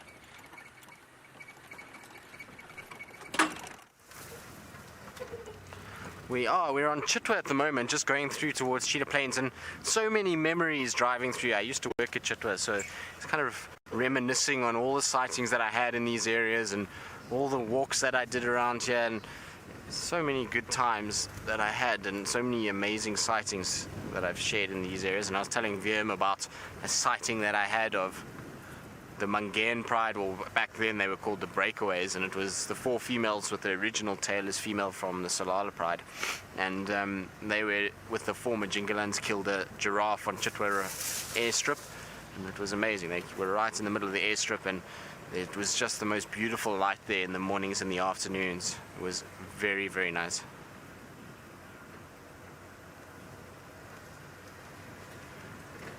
Aaron, who's one of our friends from Leopard Trails in Sri Lanka. Now, they were just at Djuma a few days ago, and they came to check everything out, and they are avid safariLIVE watchers. So, Aaron, it's good to see that you are watching all the way from Sri Lanka. I hope you had a safe flight and things are all good that side, and look forward to seeing all the leopard posts that you're going to be showing us.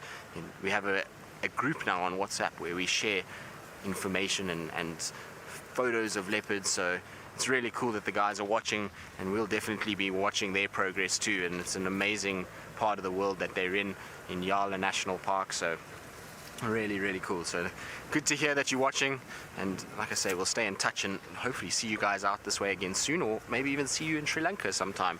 It'd be really nice to go to that area.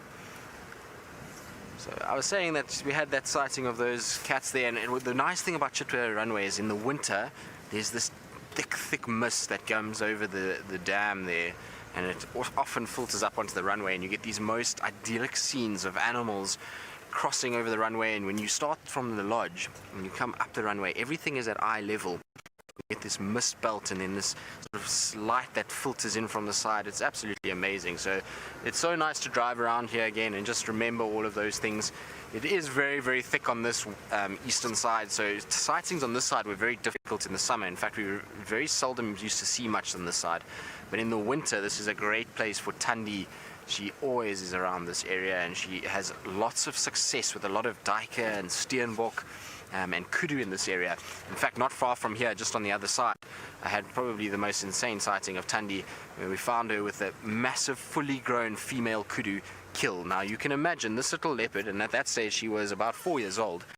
Tiny. Thandi's not a very big girl at all, and she managed to bring down this massive female kudu. I don't know how she managed it, but she did. Unfortunately, she then lost it to hyena, but it's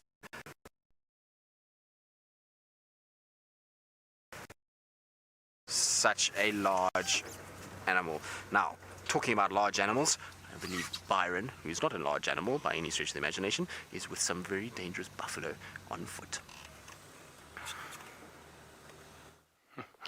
Thanks for not calling me a large animal, Tristan. And we are, just as our plan has worked out. We've found some buffalo now in a little water hole or mud wallow. And you can see now, I'm even further away from them than I was with the elephant, because these buffalo bulls can be unpredictable. So I'm downwind. I've checked the wind, and I'm just watching carefully, but they seem like they're relaxed. They don't know that we are here at the moment, which is nice.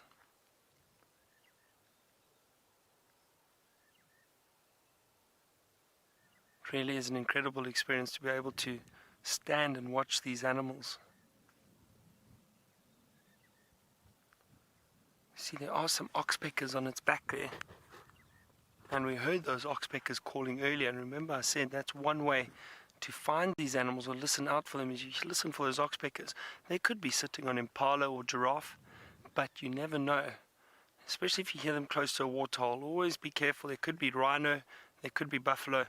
Those animals you do need to be cautious of, so you're always very, very careful.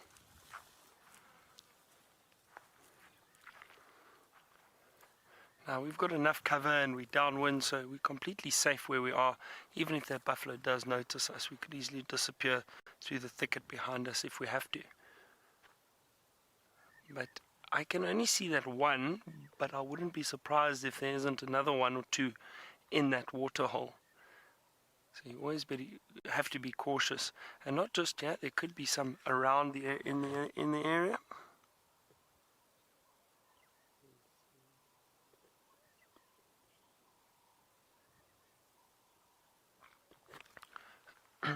So Taylor saw these buffalo earlier on, and she says there were 3 in this area. So just as I was saying that, exactly. Thank you, Taylor. Now I'm not sure if they are all still in there, or if 1 or 2 have possibly moved out. That's why you're always scanning around you constantly. Have a look, see if there aren't buffalo close by, especially near these mud wallows and water holes. They like them, they know where they are, and they spend a lot of time during the day there. We've had a lot of luck with big game on foot this afternoon.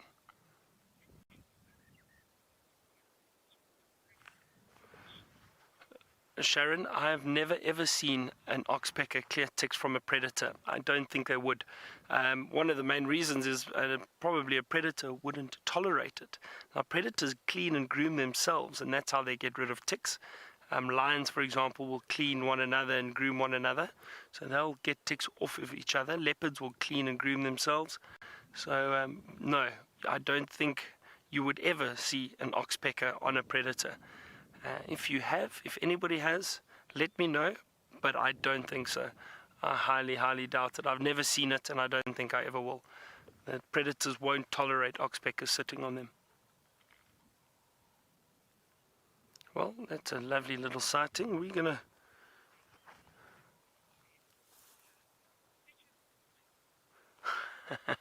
Liz, you said buffalo, fetch us some lions. Yeah, well, that would be nice. Would be nice if they could get the lions coming through.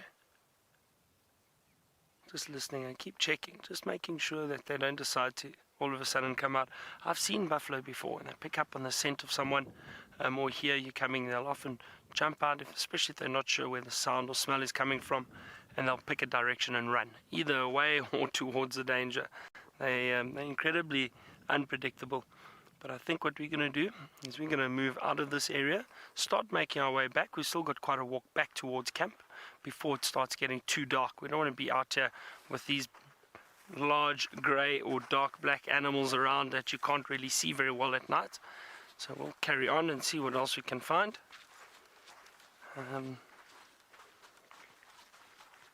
But stick with us because there are one or two water holes up ahead.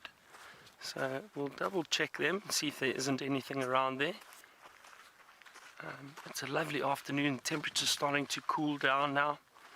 And now in this particular area, I'm not going to be looking for smaller little insects or anything like that, and I'll tell you why. Is because we know we've come through an area where we've seen a lot of elephant, we've seen buffalo. Those animals are around. The bush is very thick at the moment. We need to be very, very cautious, and we need to be alert. So always be alert. You never want to be blasé in the bush. So I will just be scanning around a little bit more. Not because I'm nervous, but purely because it's safety. So I need to look after Craig. Now, Lara, you asked, is the water buffalo a bovid? So these buffalo are known as the Cape buffalo.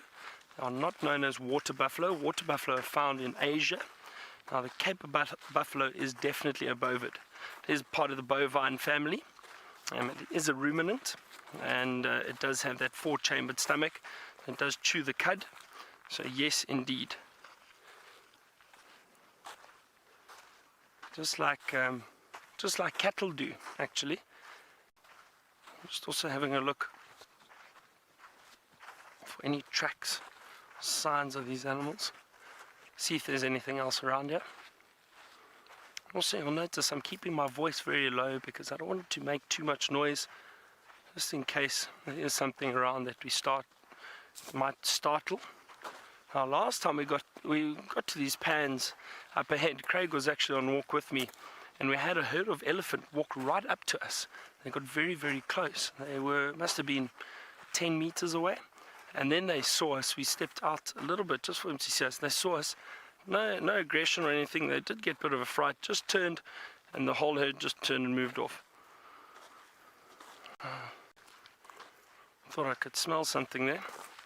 You can often smell buffalo or elephant too before you see them, but I don't think so. It doesn't look like anything is around here at the moment. And here's this water hole up ahead. Let's just have a look here and see if there are any interesting tracks. But you can probably see where buffalo and elephant have been drinking. There are signs that these animals have been around here. You can see little elephant tracks. There's actually a hyena track which has slid into the water to drink. Have a look here. That's quite interesting. Look at that. That's a hyena track, and it stood on the edge and actually slid into the water or into the mud. Probably came to drink and then moved off again. So a lot of animals use these water holes. All right, now I think let us continue. We've still, like I said, we've got a long walk ahead of us. Let's head over to Tristan, who's still on Cheetah Plains, and see what he's got.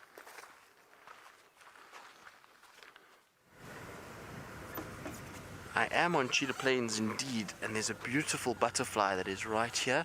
So I don't know if you can see it there. Yeah, that is very spectacular, is that not? You can see it's just getting the nectar out of that little flower. Now, I'm just trying to see if it's the female diadem. It is a diadem, so it's actually the male diadem that we're seeing there. You can see on the backside is black. On the underside, they often look like monarchs. And the female is a very, very close sort of coloration to the monarch, and does actually mimic the monarch because it wants to deter predators from eating it. Whereas the male on the top side of his wings is just black with a little bit of blue, but the bottom side is very monarch color-like, so that it also deters predators. And so when he's feeding and he's not actually agile and mobile and flying, it means that predators see him as a monarch and therefore toxic, because the monarchs, at the end of the day, they sequester their toxin from a milkweed, and so when they're an adult butterfly, they're actually toxic. So you'll find that predators don't go after them. So mimicking them means that they get hunted far less than they would if they were just a generic coloration, and if their bottom side or the bottom wing matched the top side of their wings. So really, really cool. And I actually haven't seen a male diadem sit still like that for quite some time, so that was really nice. And the beautiful colors. Did you see all those oranges and whites and blacks? So it's that typical aposematic coloration. Now, aposematic coloration, for those of you who are not sure what that means, it's basically coloration that deters predators. So it's blacks, reds, whites, greens, blues, and combinations of those that tell predators that I am toxic and do not eat me. So it's a very clever concept. It means that they also then don't get maimed or injured, even if they are toxic or foul tasting. If they didn't have those colors, a bird maybe would come down, grab them, bite them, and they would be injured. And so rather than having that situation, show very easily that they are brightly colored, and therefore the birds know, don't come and eat me, I'm toxic, and it's the end of it. But it is so beautiful at Cheetah Plains at this time of the day. I always love being here at the moment. It's so lush and green, and even though Juma's had lots of rain, Cheetah Plains has really just had that much more. And the grass here is tall. It's, like I say, it just feels like a different place. And in this afternoon light, when you get these sort of oranges coming through, it really is very, very pretty. And I'm looking forward to going onto the main open area, the big area known as Cheetah Plains, and where Cheetah Plains gets its name from, and just seeing the view and the vista from there with this orange light. So we're going to try and head there quite quickly, because the light is going to drop fairly rapidly. It's not going to be with us for too much longer, so I want to try and get there as quick as possible. But it should be absolutely spectacular. Hopefully there will also be a beautiful pair of cheetahs sitting somewhere in a very spectacular fashion with the sun on them. That would be quite nice. Maybe on a fallen over tree. What do you think, Vim? Fallen over tree or termite mound? Fallen over trees scanning for impala that are going to be on the same area that they're going to hunt. That's what I reckon. So that's on VM's wish list and my wish list. Hopefully we'll see that. Lou, you want to see a kill as well? Okay.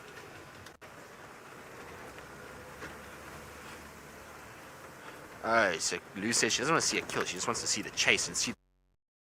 Sharon, you're wondering, what are male and female butterflies different in coloration, or are they the same? Well, it depends on the species. Some are very similar, but most of them, you'll find there'll be a slight coloration change between the male and the female. The males tend to be a lot brighter and more colorful than what the females do. In the diadem's case, like the one we just saw now, the female is also brightly colored, but she's got more orange and black to mimic the monarch butterfly, and they actually look almost identical. The only way that you can tell the difference is on the wings of a diadem. You won't find little black spots on the top side that the monarch has, and those spots are the only differentiation. Otherwise they look exactly the same. But a lot of the butterflies, you'll find the male is a lot brighter colored than the female, and slightly different markings between the two of them. Another good example of that would be the African vagrant, which is a butterfly that we've seen quite a lot this summer. It's a big white butterfly, so we see it on hot days around the edges of the road, and that white butterfly, the male is like a creamy yellow color, and then the female is that white coloration. So most of them are different in color. Seems like the ellies have been around here quite a bit. Lots of tree stumps and branches all over the road. Careful, little doves.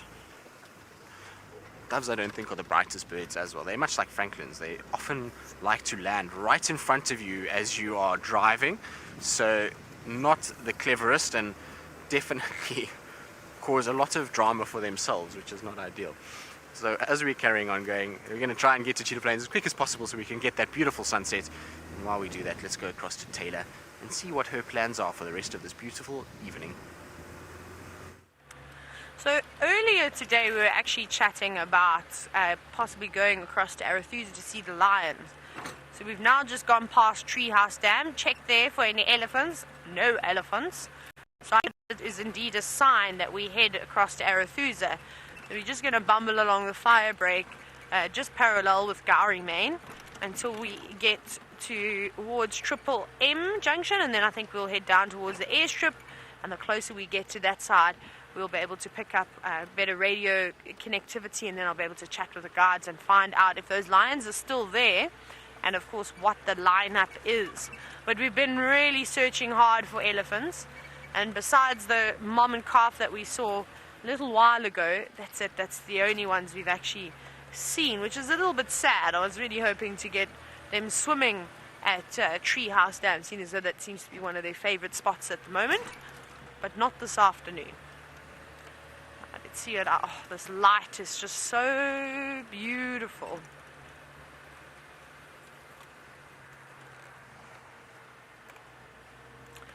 Now, as we drive through this beautiful golden light with all the long grass sort of enclosing around us, Stephen, you're wondering, how do I think that these live wildlife drives help save wildlife?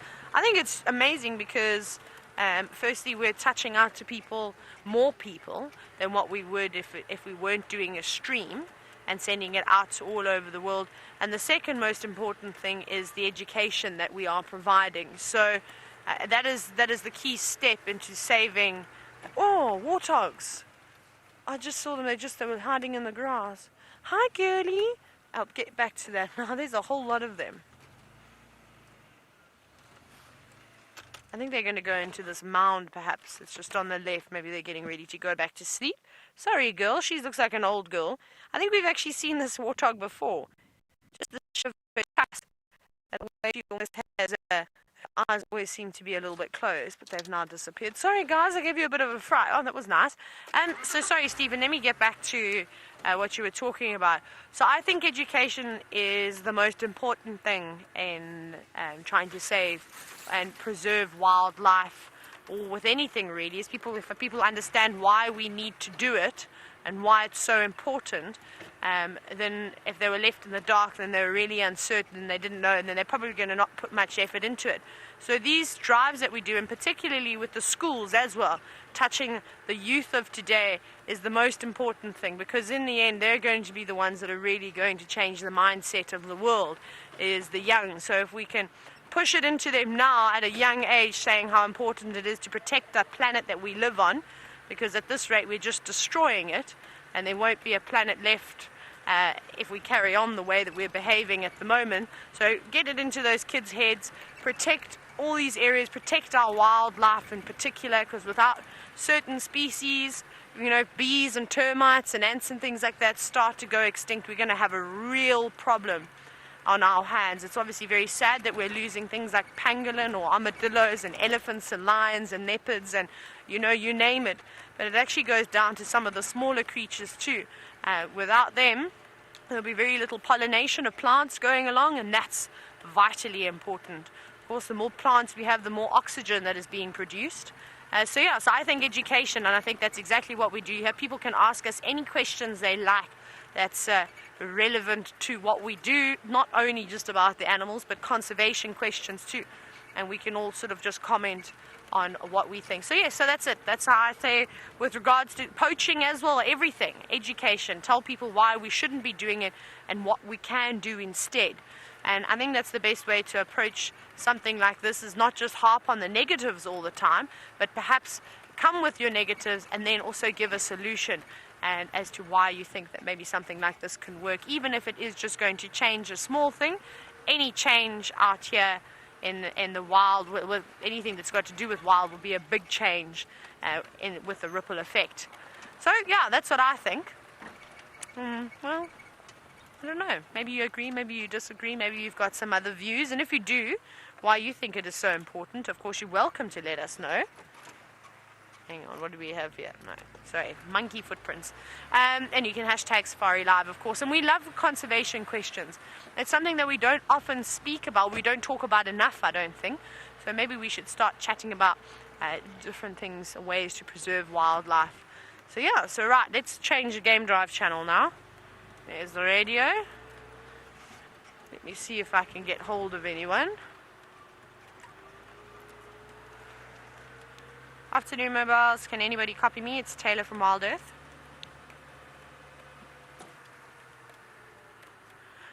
Right, I'm going to try and get hold of some guides now. It may take me a couple of attempts to try and get hold of them. So let's send you across to Tristan, who is looking at a gorgeous sunset. I am, but we're also showing off VM's incredible camera skills, following a flock of red-billed quellias that are busy flying around in the open here. Look at them go, and you see they all move together as a grouping, and so it makes it much harder for predators to get them. But there's this beautiful sunset that we were admiring. Isn't that spectacular? Now, Cheetah Plains is a really great place to be able to watch the sunset. Now, we're not on the main plain area itself. We're here at Cheetah Plain Pan, but it is still just spectacular to see, and to see that orange just dipping and then all those other colors that are starting to come out. It really is a beautiful evening. The temperature is absolutely perfect as well. Very, very nice. Now, no sign of any cats yet, or any sort of tracks for the cheetah brothers. Been looking around, but nothing just yet. So I just want to go around and just check and make 100% sure that they are not sitting on the main open area, which is their favorite place to lie. They do sometimes lie here at Cheetah Plain Pan, and they sometimes lie a little bit further north of us on Nkoro. Yeah, and what's that bird over there? You see in the tree there? Is it a cuckoo? Let's see. Is it not a Birchall's cuckoo? It is. There we go, Birchall's cuckoo. Now, this is a very cool bird. It's one of the bio-indicators of rain out here. So if you hear this bird calling, it's liquid bubbly call, which I will play for you shortly.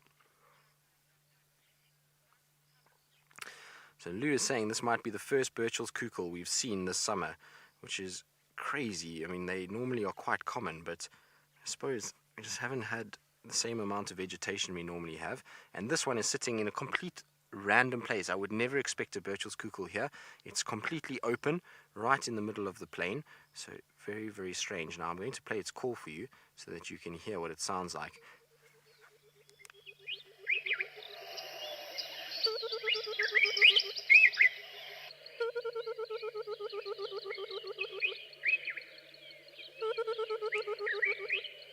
Right, so that call, when you hear that call, then you know that rain is coming, and it's very accurate. Most of the time I've actually, to be honest, never noticed them fail.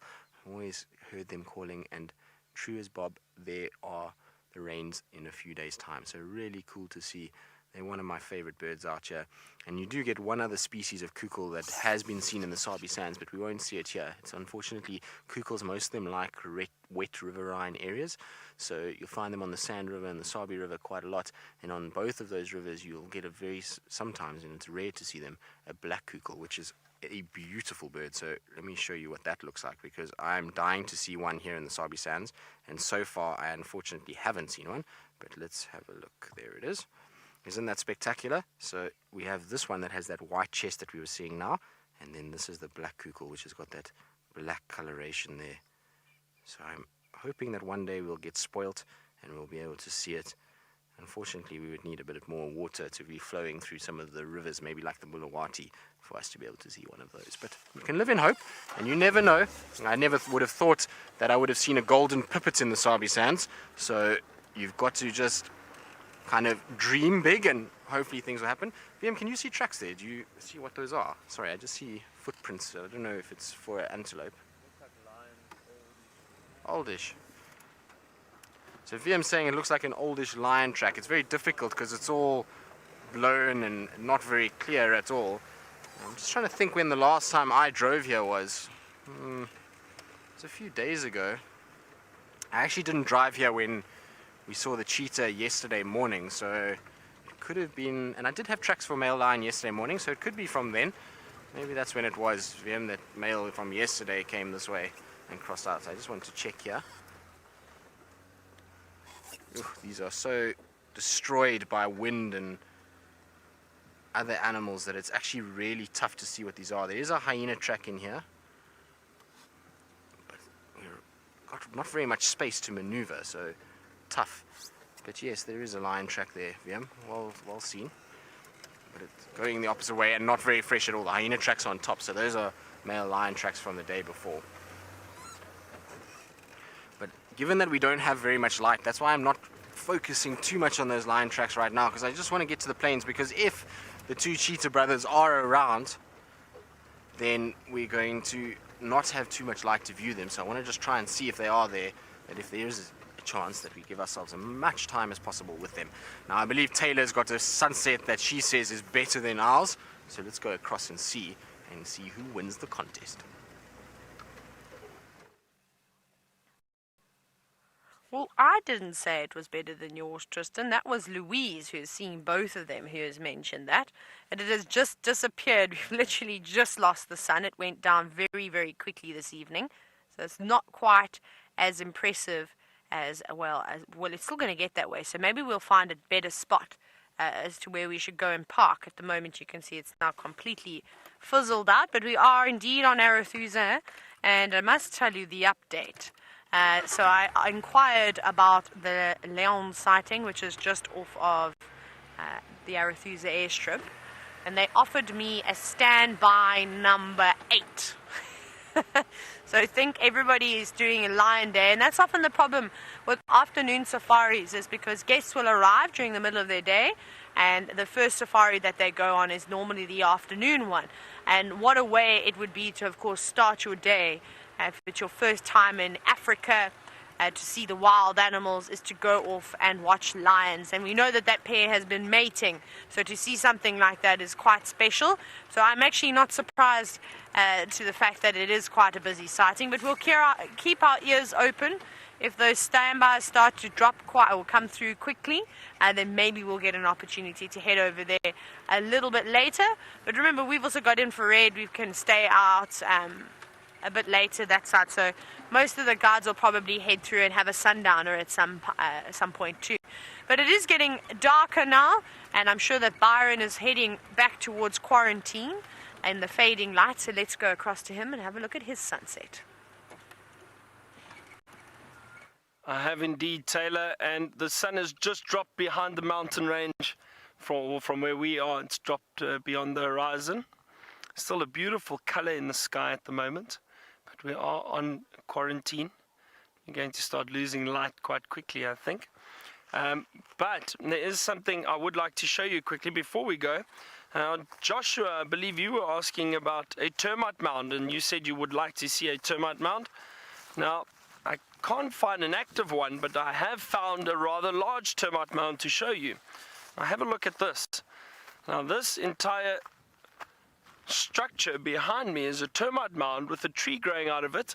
Now, what's happened here is this is no longer an active termite mound, but the soil of the termite mound is very, very fertile, and once the termites have moved off, a lot of seeds get brought into the mound, obviously by the termites and also by animals that sit on the mounds, like monkeys and baboons. They'll drop seeds, and those seeds germinate very quickly on termite mounds like this because the soil, as I mentioned, is so fertile.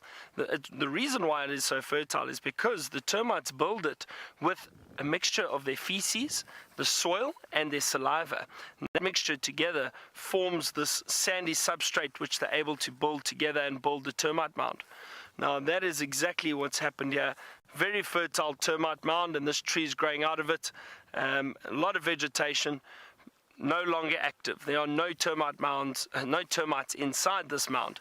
You might get other animals using it, like snakes and possibly mongoose and so on, but they won't disturb a tree that is growing out of it. So it's wonderful to see a termite mound like this. This morning we saw one very active.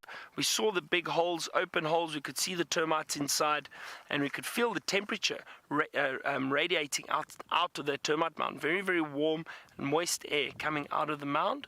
But this one obviously no longer active, but it just shows you how big they can get. Now I'm just trying to think, one this size is possibly 40, 50 years old, probably more, maybe even more. It's hard to gauge. I always struggle with gauging how old a termite mound is. I don't know how accurate we actually are, but one like this is very, very old, if not more, probably closer to 80 years, I'd say. Anyway, great to see you. There we go, Joshua. A nice big termite mound for you. But don't forget, keep joining us, because we might try and find you an active one. There are always active termite mounds around, and those are very interesting to see, especially when you get to see the little termites and how they operate around the mound. The soldier termites protect it. The worker termites will go and get food and bring it to the mound. So there's always something going on.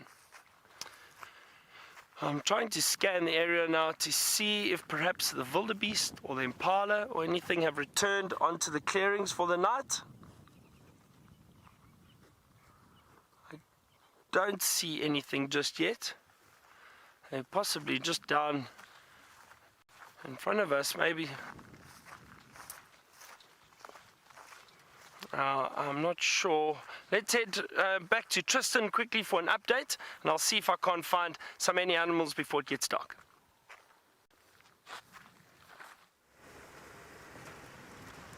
Well, hopefully Byron will be successful, because we haven't been too successful in finding our cheetah brothers before it gets dark. So no sign of them on the open area.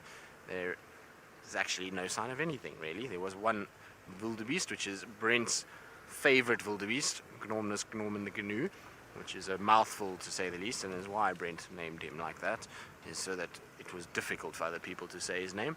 And like I say, unfortunately, none of them around. So, well, it's just one of them, and no cheetah around, or even lions. I was hoping maybe we would find a Birmingham boy lying in the long grass. Would have been quite pretty, but alas. So now our next mission is we're going to try and see if we can make it another caracal this week. Oh, don't fly away, little button quail. So there's the little button quails that everybody's been asking about. Now, I know Byron had one yesterday. Oh, it was a fleeting glimpse, but we did get a glimpse nonetheless of the little button quail. So they're really tough to find because they keep jumping into the grass, and once they're in the grass, there's no ways. You can see how little that is and how well camouflaged it is. So really very, very tough to see. But at least we got a little glimpse. It's better than nothing. And normally we don't see them at all, so quite happy with that. Now, like I say, we're going to try and see if we can maybe pull a rabbit out the hat and get this caracal for the second time this week. That would be quite nice. Now, I've never seen a caracal in the Sabi Sands, so I'm itching to see one, and I'm very jealous that Taylor got to see one. So we're going to go and drive in that same area. It's now the time of day where it's good to see these kind of cats, these smaller cats that start coming out at this time. So hopefully we'll be lucky and maybe we'll get to see it. It will be really nice if we do. I'll be over the moon. I don't actually know if I'll even be able to speak if I see one. It will be amazing. So I'm hoping that it will be around. There's lots of tracks on the road here, but it all looks like hyenas. The hyenas seem to have been quite busy. But none of them are very fresh. It's all from the last few days. You can see actually where Taylor drove last night.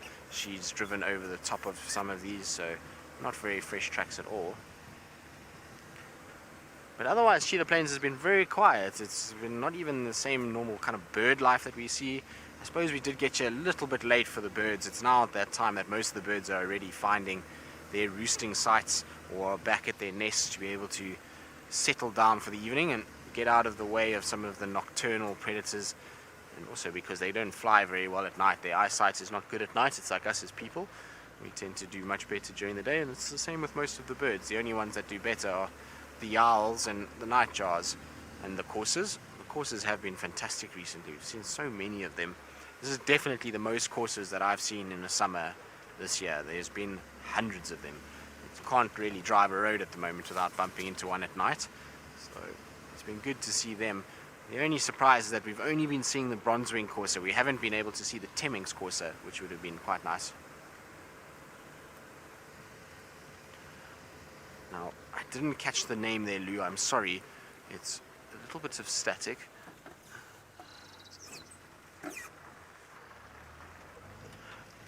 Bill Tan, you're asking whether animals see in the same way we do in terms of color.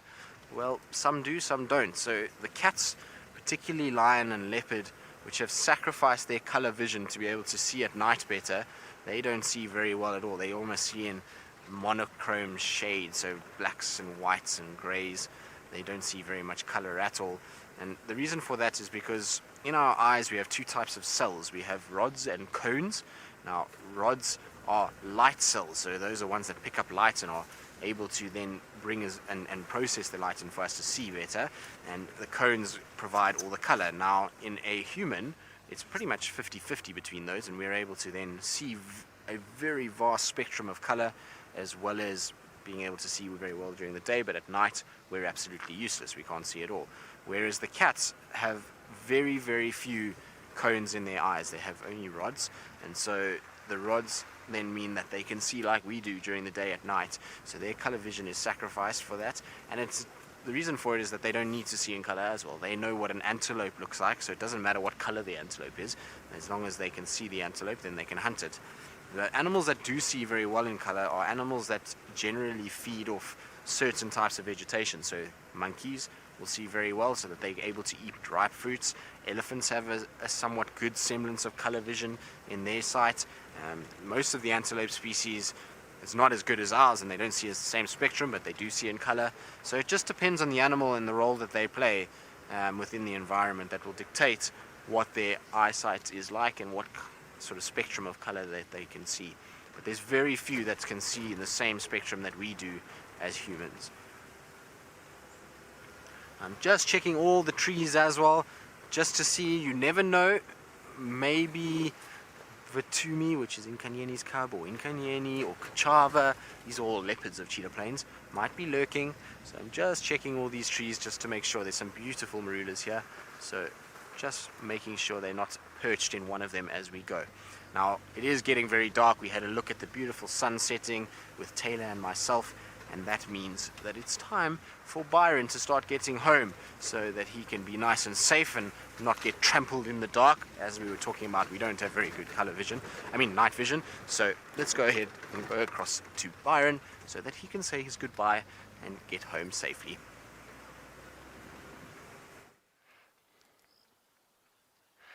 Thank you, Tristan. I'm so glad you care about me. We have found some animals walking onto the clearing. Just two young male Inyala behind me. And there they go. There's a nice termite mound that one is walking past. A very exposed termite mound. Possibly still active. There's no vegetation growing on that one. I'm sure later on we'll start seeing the impala and the wildebeest coming back onto the clearing too.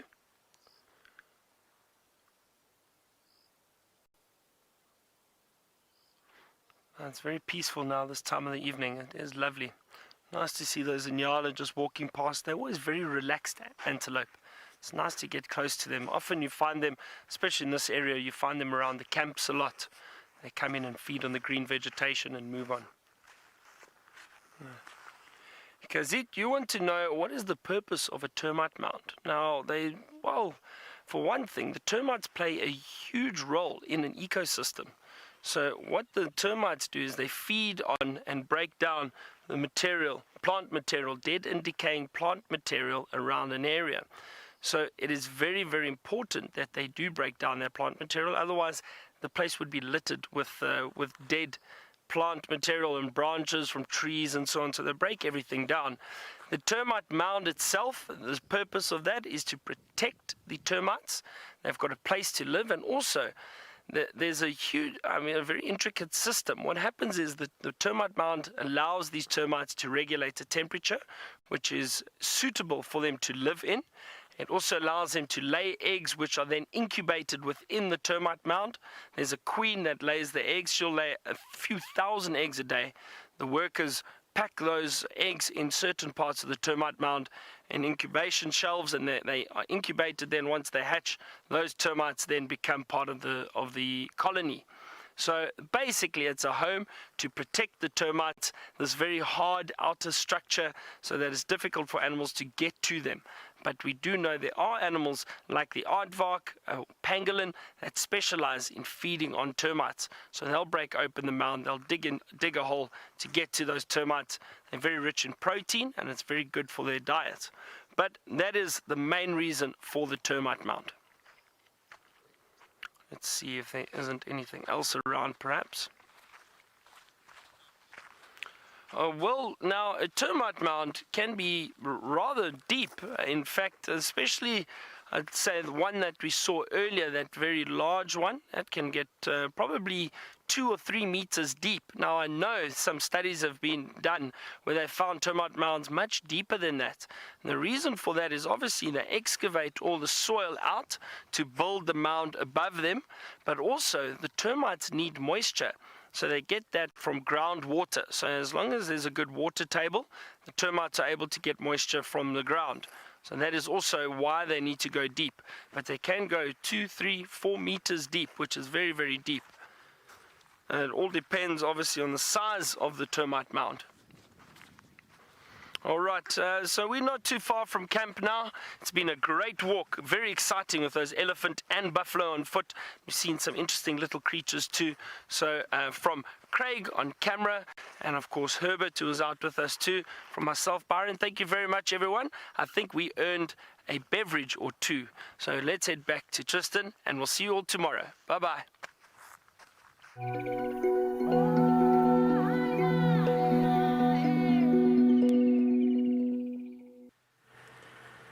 Yes, I'm Tristan, and I've just shaved my beard and I've grown a very long ponytail and also dyed my hair now. Very nice. Of course, I'm not Tristan. My name is Taylor, and on camera again with me, just in case you have only just joined us, is Genre. And we are coming down to the last hour of safari now. It's actually getting dark quite quickly. Luckily, the time change is not too far away. Genre and I were actually just speaking about it, how Genre and I were actually just speaking about it, how it's amazing now. We almost have a complete hour of darkness. The sun is long gone, and the last of the light is really just about to disappear. So we'll put spotlights on. Probably in the next 5 to 10 minutes or so, I think we could put them on. And I've been listening to the radio that lion sighting is still very much full. So I don't know if we're going to get in there this evening. But like I said, I'm going to keep listening out. So we're just bumbling to see if we can spot anything else.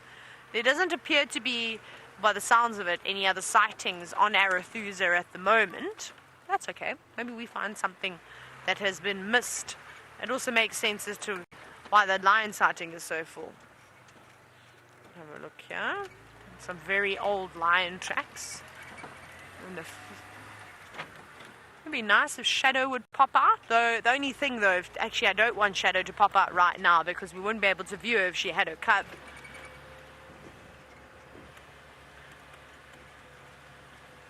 Tormented Zombie Owl. I had to turn the volume up there just to make sure that I was getting your name correct. Now you're wondering if we've ever had any bats on camera. Genre, you've been here much longer than I have. Have you ever put a bat on screen? Many times.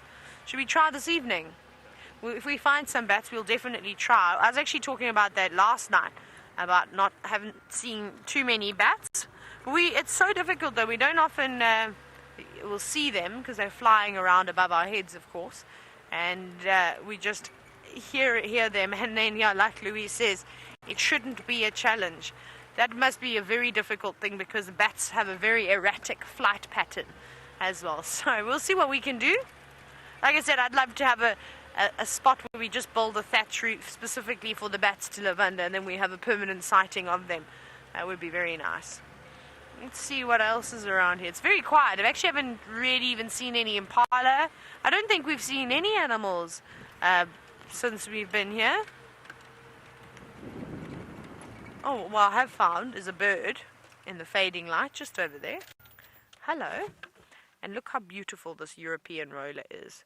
Actually, you know what we can do? Can someone help me out here? I know a few of you love to take your screenshots of birds. Can you please find a photo of a European roller when they first started arriving, so a few months back, and compare that image with the image that we're looking, well, with the bird that we're looking at right now. So take a screenshot of this beautiful one, and off it goes. And then perhaps you can make a little collage and share it with all of us by hashtagging safariLIVE, just so that you can see the difference in coloration from when those birds have traveled a very far distance coming from Europe or the Middle East or Asia, coming all the way down here to South Africa.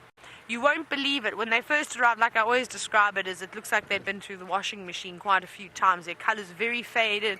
They almost just look exhausted. But now that they've built up enough fat reserves, they're looking good, colors all bright again. It won't be too long before they start their long journey home. Right, lots of mud wallows here, and seems to have been lots of things laying in them throughout the day. Probably buffalo. Let's see if we can have some lights. Oh, not quite light worthy just yet. We'll get there though. Right. It's amazing how some days are just so full of animals, and then other days either we're just not driving in the right spots, or they're just being very much secretive and hiding away all the time. But who knows? Get my spotlight ready. We'll put that over there. Let's see. Come on, leopard. Anderson male, Anderson male, Anderson male. Maybe if I shout that out enough times, we'll see him. Still haven't seen him. Chandra, have you seen the Anderson male? Very jealous. Very, very jealous. Chandra has indeed seen him. What was your favorite sighting of him? So Chandra said you may remember it, where the Anderson male hoisted a large male warthog. Was that with Jamie? Who was that with? Was that... I can't even remember who it was with. I remember that sighting. Very envious of it. There's nothing quite like a big male leopard taking something that can weigh more than it up to the tops of a tree. Was it with Brent? It was with Brent. Okay, very nice. Very, very cool. Maybe one day. I suppose I can't have all the luck though. I can't be seeing caracal and having spectacular sightings of lions, and then also to have great leopard sightings. But maybe after this long-awaited break from the leopards, we'll eventually get a goodie. Although I've had a great leopard sighting with Karula, but that wasn't live, that was off air. That was well into the evening when I'd watched her kill an impala. That was really cool. That's really cool. So Jana is just saying that there was once a stack of the Anderson male and Tingana, and that must have been quite impressive too.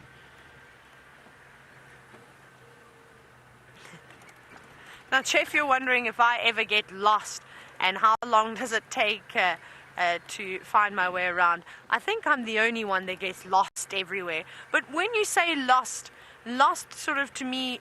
Oh, Jen, sorry, not Jeff. And there's a couple of impala, but you'll see they're very nervous of us now just because it's a bit dark for them. So sorry, Jen.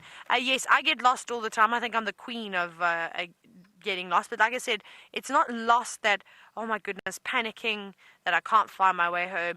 It's quite easy actually navigating on these reserves. You just got to know where north, south, east, and west is, which direction the lodge is, and then of course know your boundaries. But even then, if you get lost and you do accidentally traverse on someone else's property, you always just say, sorry, please can you point me in the right direction so that I can go home. It's the most uncomfortable feeling. A couple of times I've ended up on all sorts of properties where you just sort of go whoops and do a U-turn and try to get back to where you were. The most lost I've ever been was when I first started guiding. Your first property is always the hardest to navigate on. And yes, I got severely lost. I had to have someone come out and fetch me and guide me back home again.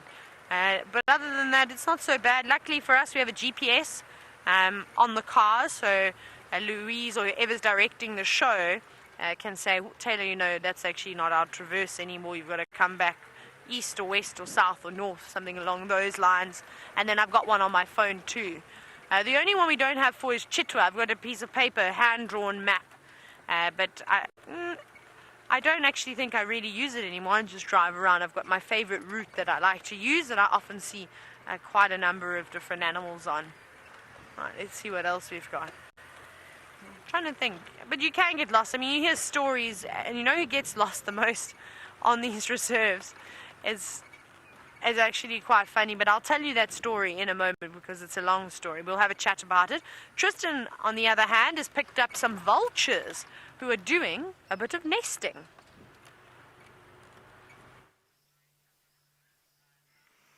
We have indeed. It's quite incredible because what you've got is you see there's a small little bird that's flittering about on the bottom left there. Now that's a red-billed buffalo weaver, which is actually the bird that is built that entire nest area that you see. So that is not the vulture's work. That is from the buffalo weavers. They've constructed that.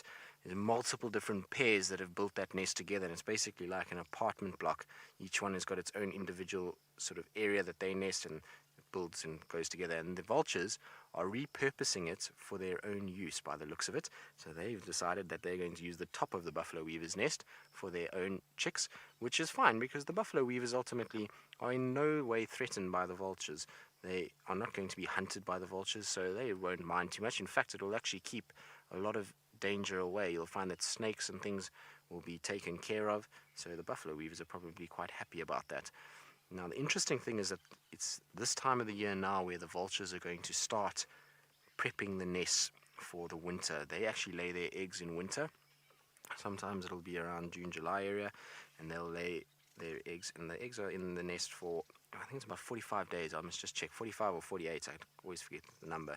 And they then incubate them for that amount of time, which is a long period. And obviously it is a big bird, so that's why the incubation is much longer. Once they have hatched, then those chicks will be nest bound for about 190 days. So that's why they breed in the winter months, so that by the time the summer comes, those little chicks are already fledging and are able to move around. And also the thing with these guys is that ultimately they don't have to tie in with the summer like some of the sort of insect eaters. There's always going to be carcasses around that they can scavenge, so they can provide food in the winter and the summer, which is really cool. But it's just so nice to see them silhouetted against this beautiful sky in the background there. Look at the oranges. It really is very, very pretty. But we're going to leave them. I don't want to chase them off. Don't want them to fly away and move. We want them to be able to develop their nest a little bit further, and it'll be really cool to follow this and carry on seeing what goes on. Hopefully what we can get is a situation where every time we come past we'll see some more development on the nest itself, and then following that we'll start to see the chick being born, and then you see this little white fluffy chick on top, and then the adults flying back and forth, and you slowly watch the progress of this white chick getting bigger and bigger and bigger. Now they can lay more than one egg. They do lay 2 eggs, but what you'll find is that often there is siblicide, so one will kill the other one in competition for food. In fact, it happens all the time. I thought I saw something here. Is there an insect on there, Viam? Can you see there? So on this little pole here, sorry, let me just turn off. So there we go, there's a sassin bug. Look at that. That's very cool. So normally we see these guys on bushwalk, but I was just driving past and just noticed the coloration as we were driving. So you can see that these guys have got that long proboscis. Sorry, that was my hat in the way. I'm just trying to position myself so that I don't get in the way of what's going on. And that little assassin beetle will be looking for any insects that it could potentially hunt. So that's quite cool. Nice. It's not always about the big things when you're out here. It's always good to have an eye out for these smaller things that are next to the road. You can really kind of spot some really incredible stuff when you're looking a little bit closer. And you know, at night we can get so focused on finding the nocturnal cats like leopard and lion, and you know, the caracal that we were talking about earlier, and we can sometimes forget about all the little things that are around us. So the little insects that come out and the spiders that start to work magic. The other night we had such an incredible sighting with spiders along, and there was just hundreds of spiders moving along the web. It was absolutely incredible. It was the first time I've ever seen. So, you know, it's good to look deeper at times.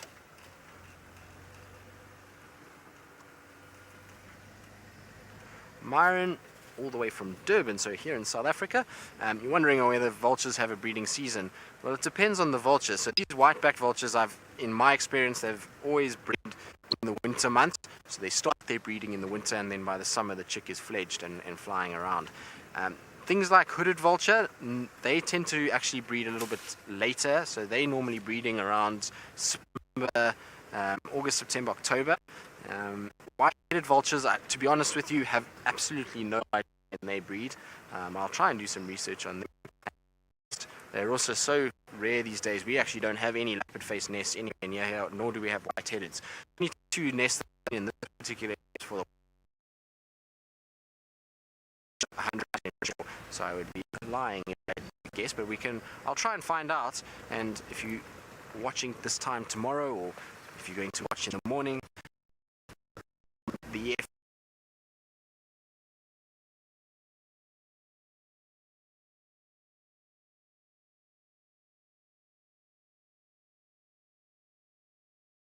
especially about the leopard-faced and the white-headed.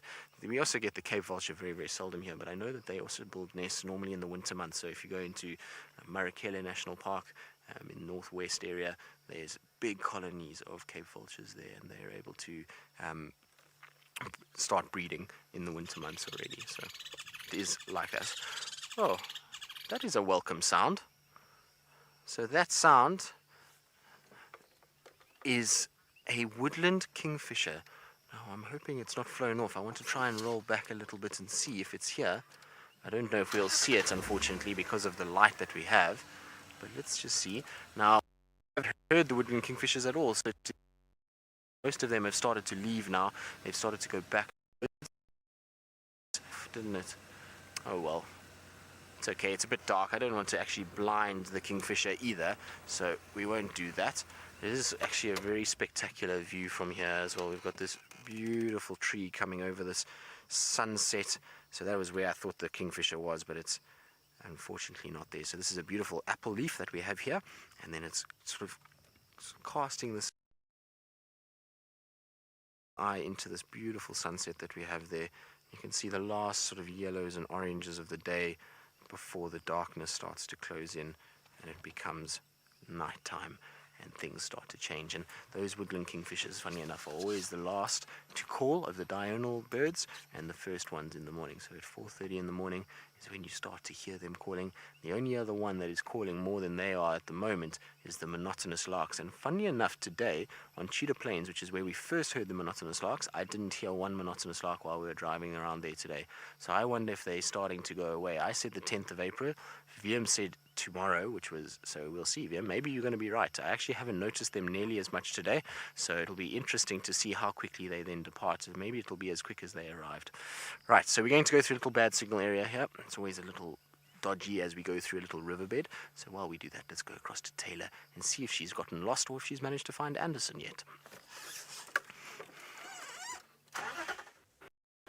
Done either just yet, but something we are doing is drainage system, which is quite nice. So if anything, we should really have some luck down here. This is a great spot for leopards. And John Doe was saying he's seen moving down here.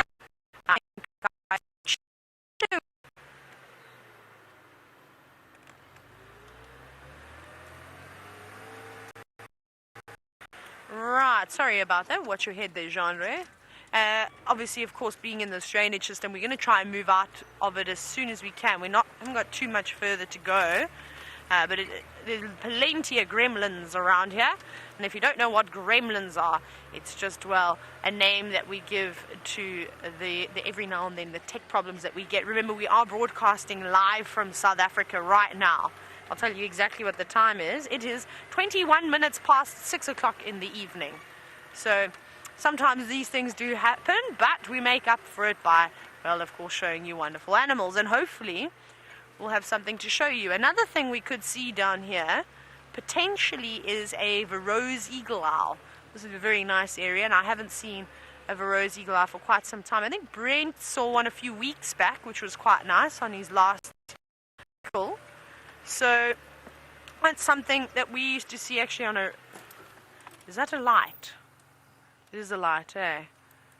Now, I don't know if there's a sighting here or if there's another guide. Let me try and get onto the Game Drive radio. Do you know this road, Andre? I do. I'm perfect. I don't want to check here. Oh, actually, we're further away. Let me just find out quickly on the radio. I'm just checking my GPS. Oh, which mobile is Junction Mafufonyan Red Dam? Just want to see. Maybe they're having a sundowner. Maybe there's a sighting. They have a bird or something. So we don't want to just go barging in there. And we turn here so the bugs don't come and get us. So there could be a number of different things. And that's one of the reasons why we do have a radio. Is we've obviously got to be courteous of the other guides. Now, they've just started up their cars now. So I don't know if there was a sighting. But let's carry on going forward too. And I don't think I've actually got radio comms down here. So we'll just have to apologize if we do bump somebody's sighting. But always good just to give them the benefit of the doubt. Maybe wait a little bit. It could have been a guest actual using the luxury facilities. You never know. So, down we go. Let's see which way they're going. I'll pull off for them. Please don't be any big stumps. Yes, there's no stumps yet, so we're just going to let them go past us quickly. Wonderful. Everybody enjoying their afternoon safari, of course. Hello, Sean. How are you? Are you delicious? Sean has just told me that he's delicious. I've never heard anybody describe themselves like that. Wonderful. We are at live at the moment. I thought that maybe you'd had something just around the corner. Ah, perfect. Sean is the chameleon king this evening. Right, cool. Cheers, guys. Bye. There we go. That's exciting. So that's what he was looking at. So let's see. Oh no, now the pressure's on. I feel like I shouldn't have told you that, because now there's pressure for me to try and find this chameleon. Let's see if we can do as good of a job. Now it's always fun trying to find chameleons. Now he was just around the corner here. Is it on this guarri bush? Or is it here? Oh, we've got to look. So Jean-Ray, keep your eyes peeled. Let's check. Is that it? No. That's not it. This will be very embarrassing if I can't find it. It could be coming from a different angle though. Now you see if I think. Did he say by the pump house? So a little bit further up. I thought we saw him here. Okay, well let's keep going. Perhaps it is by the pump house. If not, we'll just have to find our own chameleon. Let's check. Scanning all these bush willows. All the guarri trees. There's so many different trees out here in this drainage system. So I apologize for not looking back at the wall. I want to keep my eyes peeled and make sure that we do find it. Let's go out of 4x4. That's a leaf. Oh, I think there it is. Yes, we got it. Woohoo! Whew. I was getting very nervous that we weren't going to see this chameleon, of course. But there it sits beautifully. Wonderful. Well, that was an easy find. That wasn't actually too difficult at all. And chameleon looking around, just keeping a careful eye on us. Well, keeping one eye on us. The other one is not too bothered by us. It's on the other side looking for other things. And that's what's so amazing by chameleons, is that they are indeed able to move them independently like that. This is a beautiful shot. Look at it go. Very busy. Looking down, looking up, looking towards us. And it's important that they're able to move their eyes around like that. And I think that lions and leopards wish they could do something like that, but more so, and maybe the prey species, so like zebra and elephants and all those things, I'm sure that they wish that they can do that with their eyes this way, and be able to spot predators a lot easier. And well, for the chameleon, not only is it watching over its back, it's also looking for things to eat. And there's plenty of moths, plenty of grasshoppers, all sorts of goodies out and about at the moment. That's a lovely coloration that we've got at the moment. Don't you think? I think there's a spider web at the back. You can see that we're covered in spider webs at the moment. Isn't this cool? What a lovely little chameleon. Holding on for dear life, making sure that it does not fall off. Not using its tail this evening though, that's just curled up and on the side.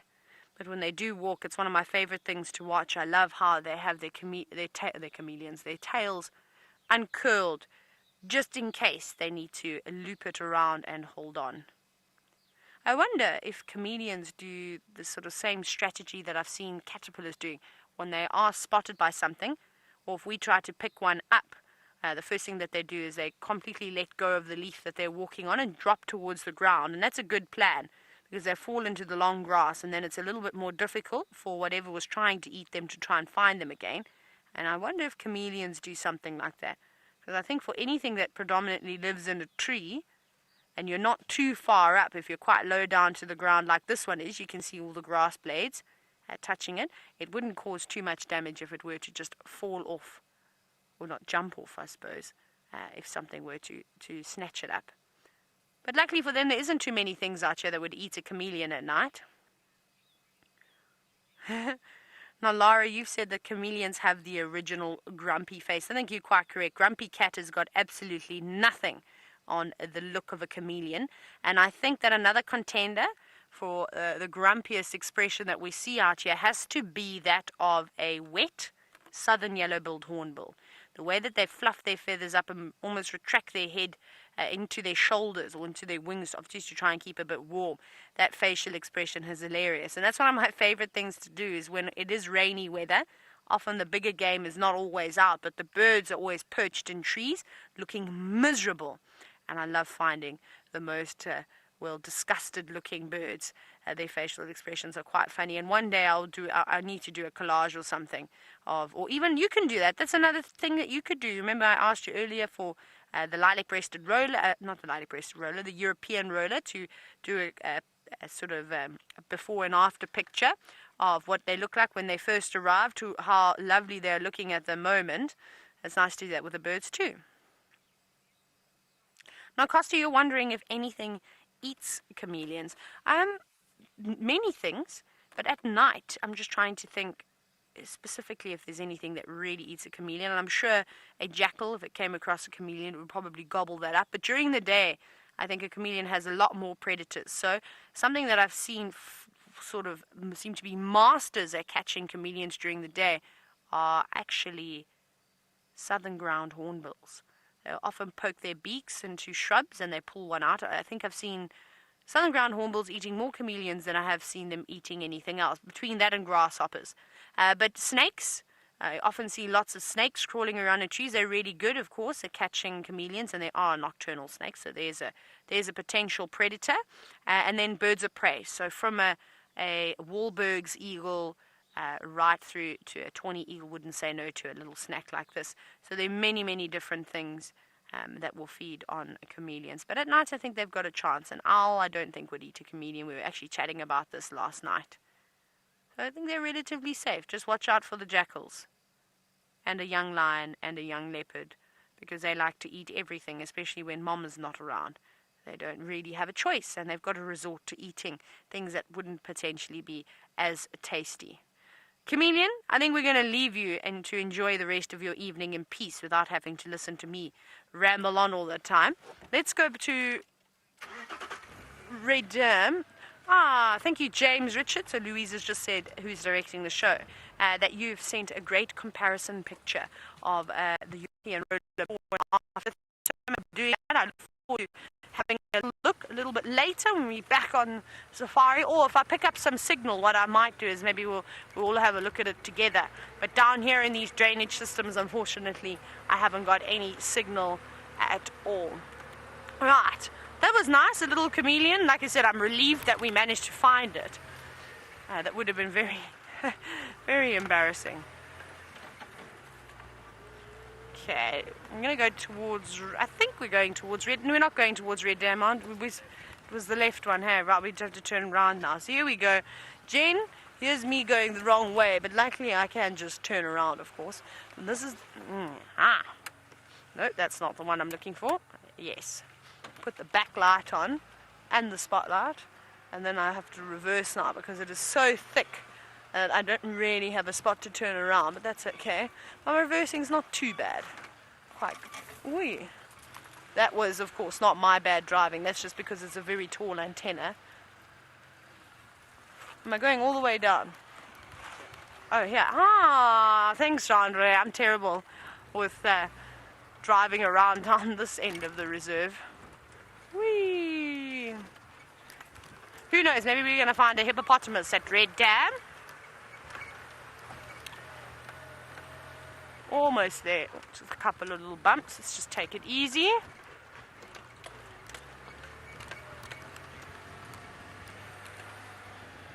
Check very carefully here because Shadow does like it around this spot. But again, if we do find Shadow and she does have her cub, unfortunately we're not going to be able to bother them too much. Even though we have the infrared, that cub is still quite young, I think, to bother with a car bounding around. Let's have a little scan here. Right, let's have a very quick scan. We'll do across the light beam. It doesn't actually look like there's anything in this dam, unfortunately. We've missed the hippopotamus, but Tristan is back in range again, and he's found himself some night elephants.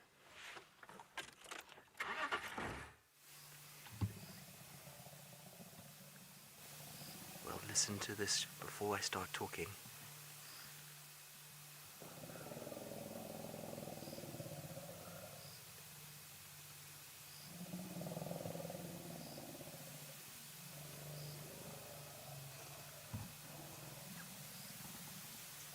Isn't this incredible?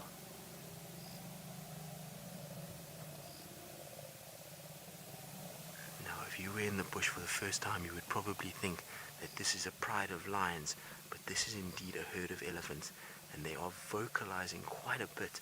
I'm not sure what's upsetting them. There's one here, Vim, if you want to try your IR light. There we go. So if you didn't believe me, there they are. Now, you may notice that the picture is a little bit different, and that's because we've got our IRs on. We do not have one little bit of light at all coming off the car, so that is just completely in infrared, and it allows us to view these elephants without any worry whatsoever. You can see the elephants are not disturbed by the light. Had we had a light and shone it on that elephant, we would have had a situation where the elephant probably would have shied away and moved away, whereas now, with the infrared light, they're not picking it up at all. Much like us, we don't see it at all, and they're just happily feeding around us. Now, I'm interested to know what's going on with these ellies, because elephants will often give birth at night, and there is a lot of vocalizing, and sometimes it can mean that the ellies are maybe going to give birth. So I want to just try go forward. It's a long shot and a really big statement to make, but there's generally very few things that make ellies vocalize as much as these guys are, other than either a newborn calf or a big male that's in amongst the herd. Now, it's quite difficult to actually see at the moment, so I'm just going to use my spotlight just so I can scan. I don't want to bump into a very angry elephant either. Can you see them, Vim? They're somewhere here.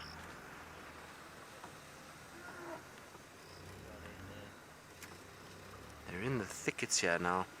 I wonder. Let's just go forward a little bit. There they are there. Yeah, maybe we can get a good visual from here. Let's go back onto it. We're going to use the IR light again just to see. Now.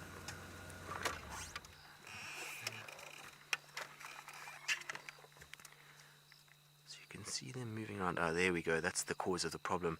Look at the size of that male. Massive male. That's in amongst the herd, that's irritating this female.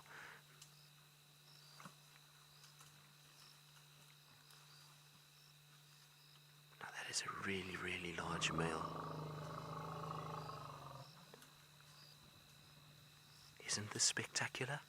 To be able to watch this and know that we're not influencing them and be able to spend time with elephants at night is really quite something. And to listen to these sounds.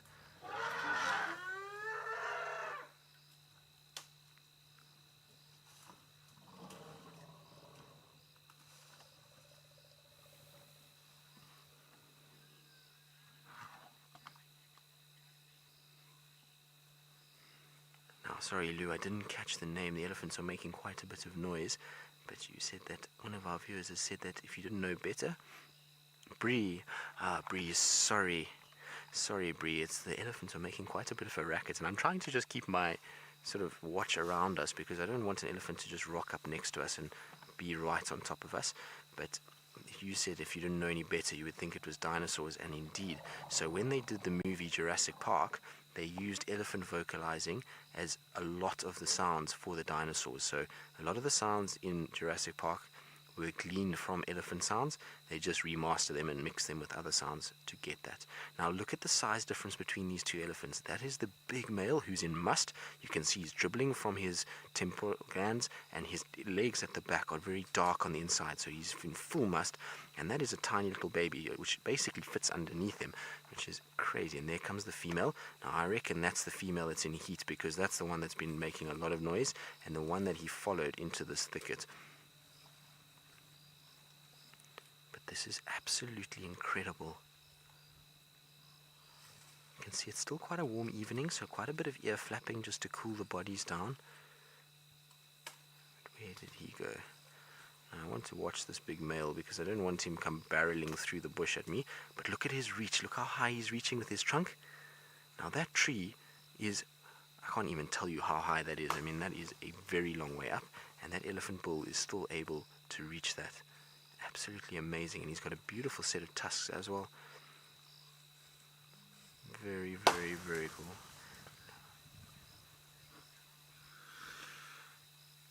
So a lot of you are commenting on the high-tech IR equipment and how impressive it is to be able to do this. And to tell you, it is seriously impressive. So just being out here and being able to watch this, because generally for us, if we had come across elephants at night, we would be putting all our lights off and just moving out of the area and not being able to actually watch a lot of what they get up to at night. So it's really so incredible to be sitting here watching a herd of elephants in the pitch darkness and be able to listen and observe behavior. It really is quite something. Did you see how that elephant bull just broke that branch? That branch is a very thick branch, so to be able to pull that down is quite something. Now, you can hear the elephants are all around us. It is absolutely incredible. It is such an interesting atmosphere to be in amongst a herd of elephants at night. It's completely different to during the day because you can't really see what's going on, and especially with the IR lights on. So you just kind of trust your instincts and use your ears more than anything else to hear what's going on, and it really is quite special. Fiam, will you just shine close to me here? I just want to see if there's not one that's creeping up on us. No, that's okay.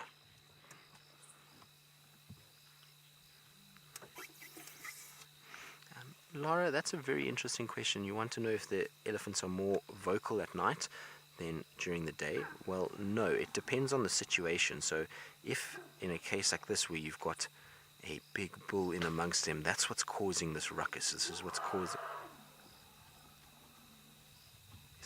all the problems. So that's why they're so full of nonsense. Generally, they're actually not that vocal at night. They're more vocal during the day. And elephants, funny enough, a lot of the sound that we can hear, we don't normally pick up because, the sound that we can hear is normally only when there's some sort of an issue. So if there's a threat that they're chasing or a big male like this, so we don't really hear them that much actually. And mostly what we hear from elephants is breaking of branches and eating of vegetation. The sounds that they make to communicate a lot of the time is at a frequency way lower than what our ears can pick up. And so who knows, maybe at night they do communicate more than during the day. It's possible, but we don't hear that as much. And in terms of this vocalizing that we're hearing now, this is very, very special, and you don't hear it more in the day or in the night. It's very random, and it's all just because of this bull. And if you look at the size of that little ellie, look at the size of its trunk in comparison to the tusk size of that male. Its trunk thickness is the same thickness as that tusk, and that elephant is already probably, I would say, maybe 8-9 years old. So that male is absolutely massive. Now, for those of you who want to take a screenshot, I'll try come back to this very same tree, and I'll stand exactly where that elephant is, and then we'll get a better idea of just how tall he is and how high he reached to be able to break that branch. You can see where it's broken, so I will come here and stand at the bottom, and we'll try and get a visual of size comparison, but I'll have to do it tomorrow when there's no eddies, because otherwise I will be flattened if I try that now. Those elephants will not take kindly to me being there. But wasn't that absolutely incredible? Amazing. So we're going to carry on. So Sharon, you're asking a tusker in Must, is he any sort of danger, or is he in any harm? Is what I got out of that. I'm sorry, Louisa, you broke up a little bit, so that's all I heard. I just want to go back a little bit. There we go. So any danger to a herd itself or any harm to a herd? Well, he's not really. I mean, he's not going to attack any of the females or any of the young ones to like something like a male lion would. But he's a big animal, and he's very pushy, and he's going to come close to the little babies and the females, and he's going to cause a lot of problems amongst the herd, and they actually just don't want the attention. So he's big, and he's cumbersome, and he's irritating, and so that's what it's all about. It's actually not that he's going to attack any of these females or these young ones. He's going to be rather fine with them, actually. He's not really going to cause an issue, but it's more that he's just a nuisance than anything else. Can't find any of their little babies or anything like that, so we've only just got the male. Now that's with the light on, so I'll turn the light off. That's what we see without the infrared. Isn't that amazing? And then look at that, absolutely incredible. So to be able to see into the dark like this is really very, very, very cool. It's an amazing piece of technology, this. But that is a massive elephant. I'm quite keen to see this guy during the day, just to see how big he actually is. And like I say, he's got some beautiful tusks there as well. Nice big long thick tusks. And he seems to be an absolute gentleman, even after all this panic and chaos and vocalizing that we've heard. He hasn't in any way been aggressive towards us, even though he's in Must. So even though the vehicle's been moving up and down, he hasn't worried about us at all. Now I'm just going to sit for a few minutes just to listen to him feeding off these branches, because it's quite something to hear him going through these thick branches and crunching down the food that he's eating.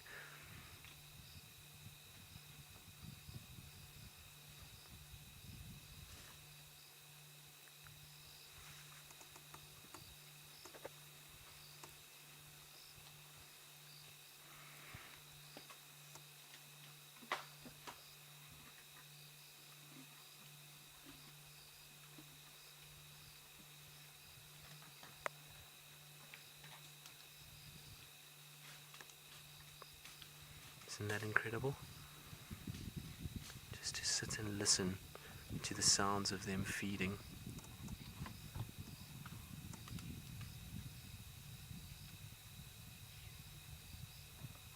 Susan, you're asking if I didn't catch the detector, I caught the early sounds. Shanson, bat detector.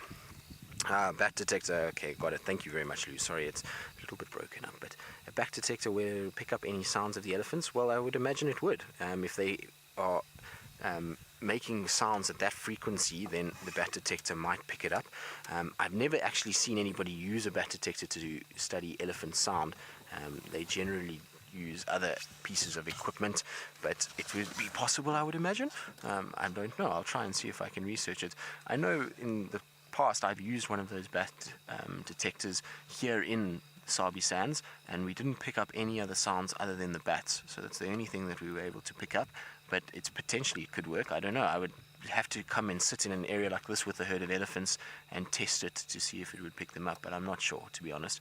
We'll have to try and get one and see if we can. And it actually would be a really cool piece of equipment to have here, because while we're sitting here and we've been listening to the elephants and we can hear a few insects around us, there is so much chatter going on with the bats. It's absolutely incredible to know how much they vocalize at night that we don't even know about.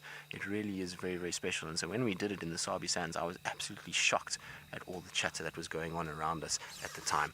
Now, we're going to just slink away from these elephants now and leave them in peace, but wasn't that the most special thing? Right, so I believe Miss McCurdy has made her way back to Juma. She's Anderson-less and hasn't found him, but maybe she'll be lucky and find something else. So let's go across and see how she's doing. I will be so excited, Tristan, if I could see a leopard right now, and I'm sure that everybody watching would be just as excited too.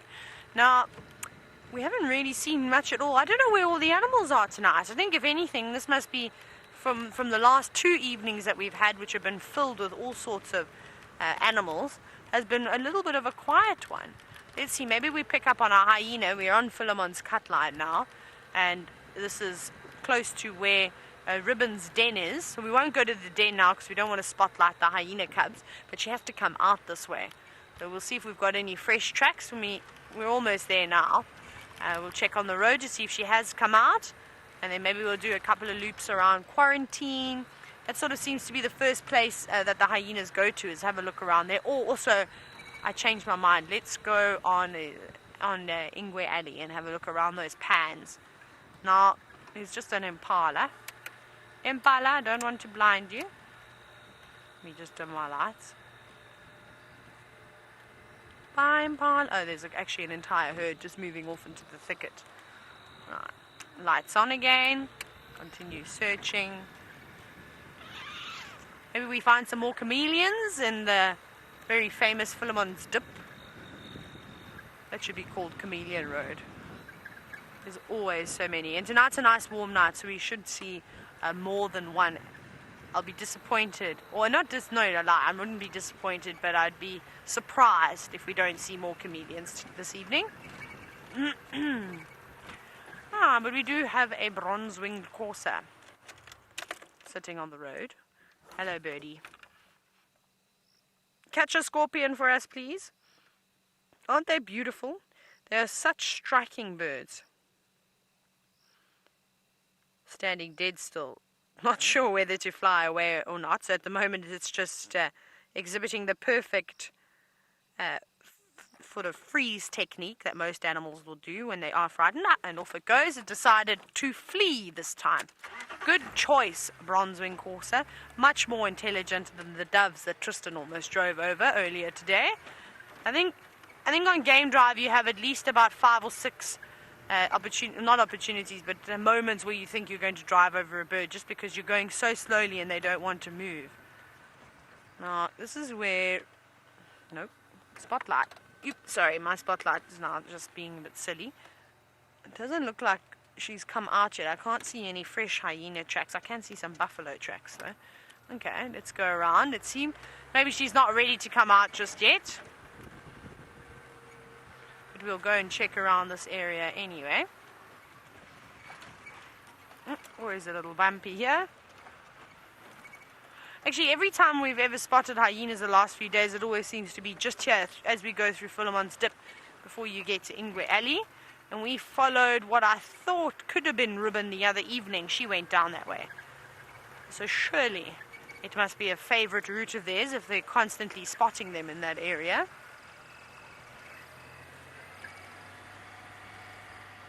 Nothing in the dip. Okay, let's go up here.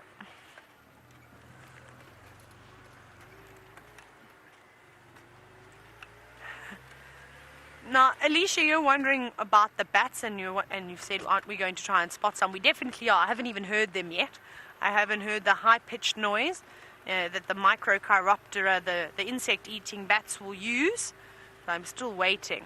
But bats, we can still chat about bats, I suppose. Bats, I think, must be some of the most efficient feeders out there. I think we worked it out when we were in the tent that the bat can eat something silly like 1,000 mosquitoes in an hour. And they're feeding for most of the night too. Normally, that initial crepuscular period, I think I've seen a chameleon, but it could also be a moth or a butterfly. Let's go back and have a look.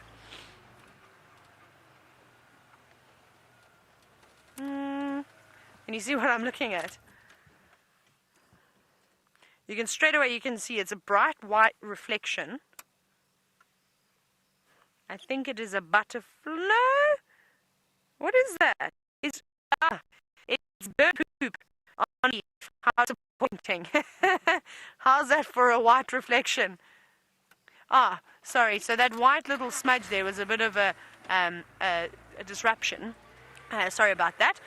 It was bird feces on a leaf. So nothing exciting, unfortunately. Definitely not a chameleon. Louise says she thought it was a frog. Almost, not quite. Could be a foam nest frog. They also reflect that colour.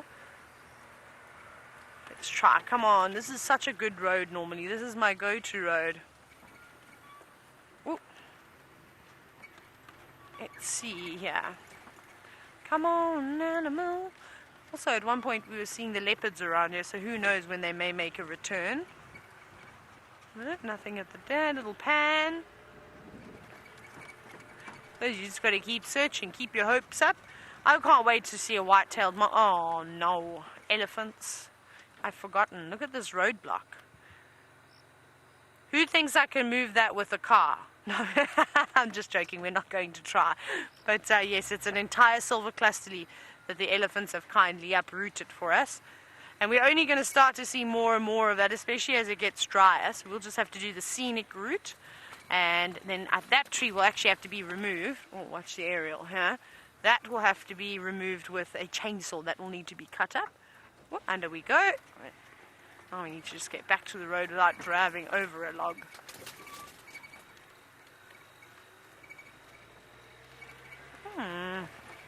Very quiet. Come on, chameleons. This is the perfect spot. Many branches, much trees with lots of foliage on them to hide away. Not this evening. Not this evening, unfortunately. Ah, that was a very lucky bronzewing courser. You almost got driven over. Oh, wait, there was a feather. Oh, Shelley, you are so wonderful. Thank you. So yesterday, I was actually talking about that we should mention our highlight of the drive every night. And I completely forgot about it. See, this is why I need to rely on you, because my brain doesn't work very well. I think it needs to go in for repairs, or hopefully in Australia, maybe you can have brain transplant by now, who knows. Those Australians always coming up with wonderful things. Don't think that that's a thing. But if it was, I probably wouldn't get one anyway. I like my ditzy brain. So sorry, Shelley, as I digress there quite severely. You're wondering what the tip of the highlight of my day. The chameleon was quite nice. And I'm just trying to remember everything that we saw. The elephants were good too. Chandra, what was your highlight of the drive? I know we didn't have anything like spectacular. Well, not yet. We could still see something. I don't know. It was a tough one tonight, Shelley. I think I'm going to have to go with a chameleon. I think the chameleon was probably my favorite thing so far about this evening. But let's see if we can top that. We will only settle for the best, of course. So if it could be a bird catching a scorpion or something. I have an idea. There's a... What is that? A common duiker or a bushbuck? I'm not sure. But should we put the infrared on? Right, we're going to put the infrared on in 3... Oh, no, it's on. Oh, Chandra, you beat me to the countdown. No. It just shows you more quick on the ball than I am. But there we go, a little common duiker. Just hiding away in the long grass. It looks like a female. She doesn't have any horns on the top of her head. And look how much more relaxed she is as we've switched off. Let me turn the other light off as well, all the lights. As we've switched off all the lights, she doesn't want to bolt, which is normally what they do. She's actually so comfortable, she's ruminating at the moment. Isn't that lovely? To not have to watch the rear end of a duiker as it disappears off into the thicket, which is normally the sighting that we get to see. But again, if you have just tuned in, we have just switched over to infrared now, so the animals aren't able to, well, this light doesn't bother them. We can't see anything, it's pitch black.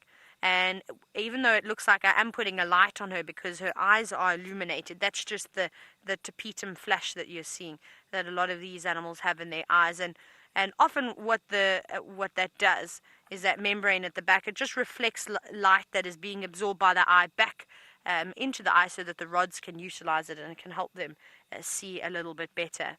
And I think, if anything, this must sort of be what the animals must see. Sort of these dull colors at night, not really seeing too much detail like what we see during the day. And I'm sure it'll be something similar. Not that I'm saying that they do see an IR. Oh my goodness, is it time to say goodbye already? I can't believe it. This drive has absolutely flown past. But I think we're going to... well, I hope you've enjoyed it. Actually, I've changed my mind now, Shelley. This is the highlight. We're going to stay in infrared. I like that common duiker. That was great to see and to, of course, watch in infrared. But for myself and Jean-Ray, it's been wonderful. And we'll catch you tomorrow on the Sunrise Safari. Let's go across to Tristan.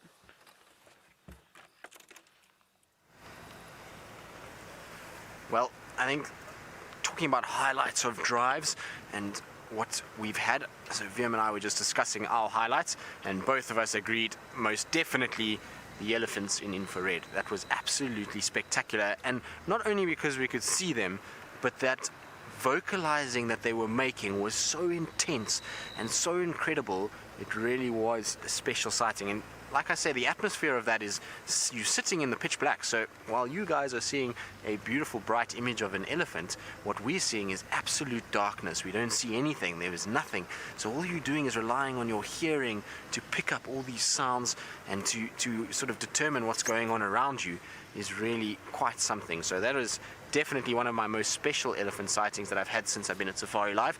It was really, really quite cool. And to see that massive male elephant in amongst it and breaking that branch, so incredible to see. So that is my highlight of the drive, Shelley. I don't know what Byron's would be. Maybe Byron's would also be the elephants that he had on foot. Sounded like a very cool sighting. Oh, we've got a little scrub hare in the road. Hello, little scrub hare. I don't want to blind our scrub hare, so I'm just going to turn the lights down at least. There we go. Sorry, Brim, it's a bit dark, isn't it? There we go, that's a bit better. Now we can go into infrared, so then I can turn off my lights completely. There we go. Isn't that cool? So now we are complete darkness, and we're not affecting that scrub hare in any way now, so we can actually watch it for a little bit. Now, these little hares are out a lot at night. This is a fully grown adult, so quite a big one. And we know that it's a hare because of those very upright ears that it's got. A rabbit often folds its ears down against its body. It's also the hares come out at night more than they do during the day, whereas rabbits are more diurnal. And then you see they've got very long legs. Rabbits tend to have much shorter legs and hop around and are not as agile as what the scrub hares are. The scrub hares are very, very fast and agile little creatures. So quite nice to see them in the dark. Right, we're going to just try and see if we can get past this little scrub here and not affect it too much. And see if it will just go off the road for us. The best thing to do is often just to shine into the bush so that they can see that there's no danger there, and then they'll just duck off that way. There we go. There's a nice way for you to go. Come on, little scrub hare. Now, I wonder if we've maybe got the scrub hare that Taylor had the other day. No, go that way. Ah, the scrub hare is going the wrong way. It's not the best way to go. I was hoping it would go to the left. Right, so it's coming to that time. We unfortunately are going to be finishing the show now. So it's been an absolute pleasure having you with us this afternoon. I hope that you've enjoyed it. It's been quite special to spend so much time with all the big, large pachyderms that we did this afternoon. So it's been really, really good. And so from Byron and Craig and Jandre, Taylor, myself, and VM, it's, like I said, been a great pleasure, and we will see you all tomorrow on our sunrise safari, and we'll be out at 5:30 as per normal, and hopefully it's going to be a good start to the morning and that the royals will be back. We've got no sign of the royals at this stage, so hopefully they'll be back and be around.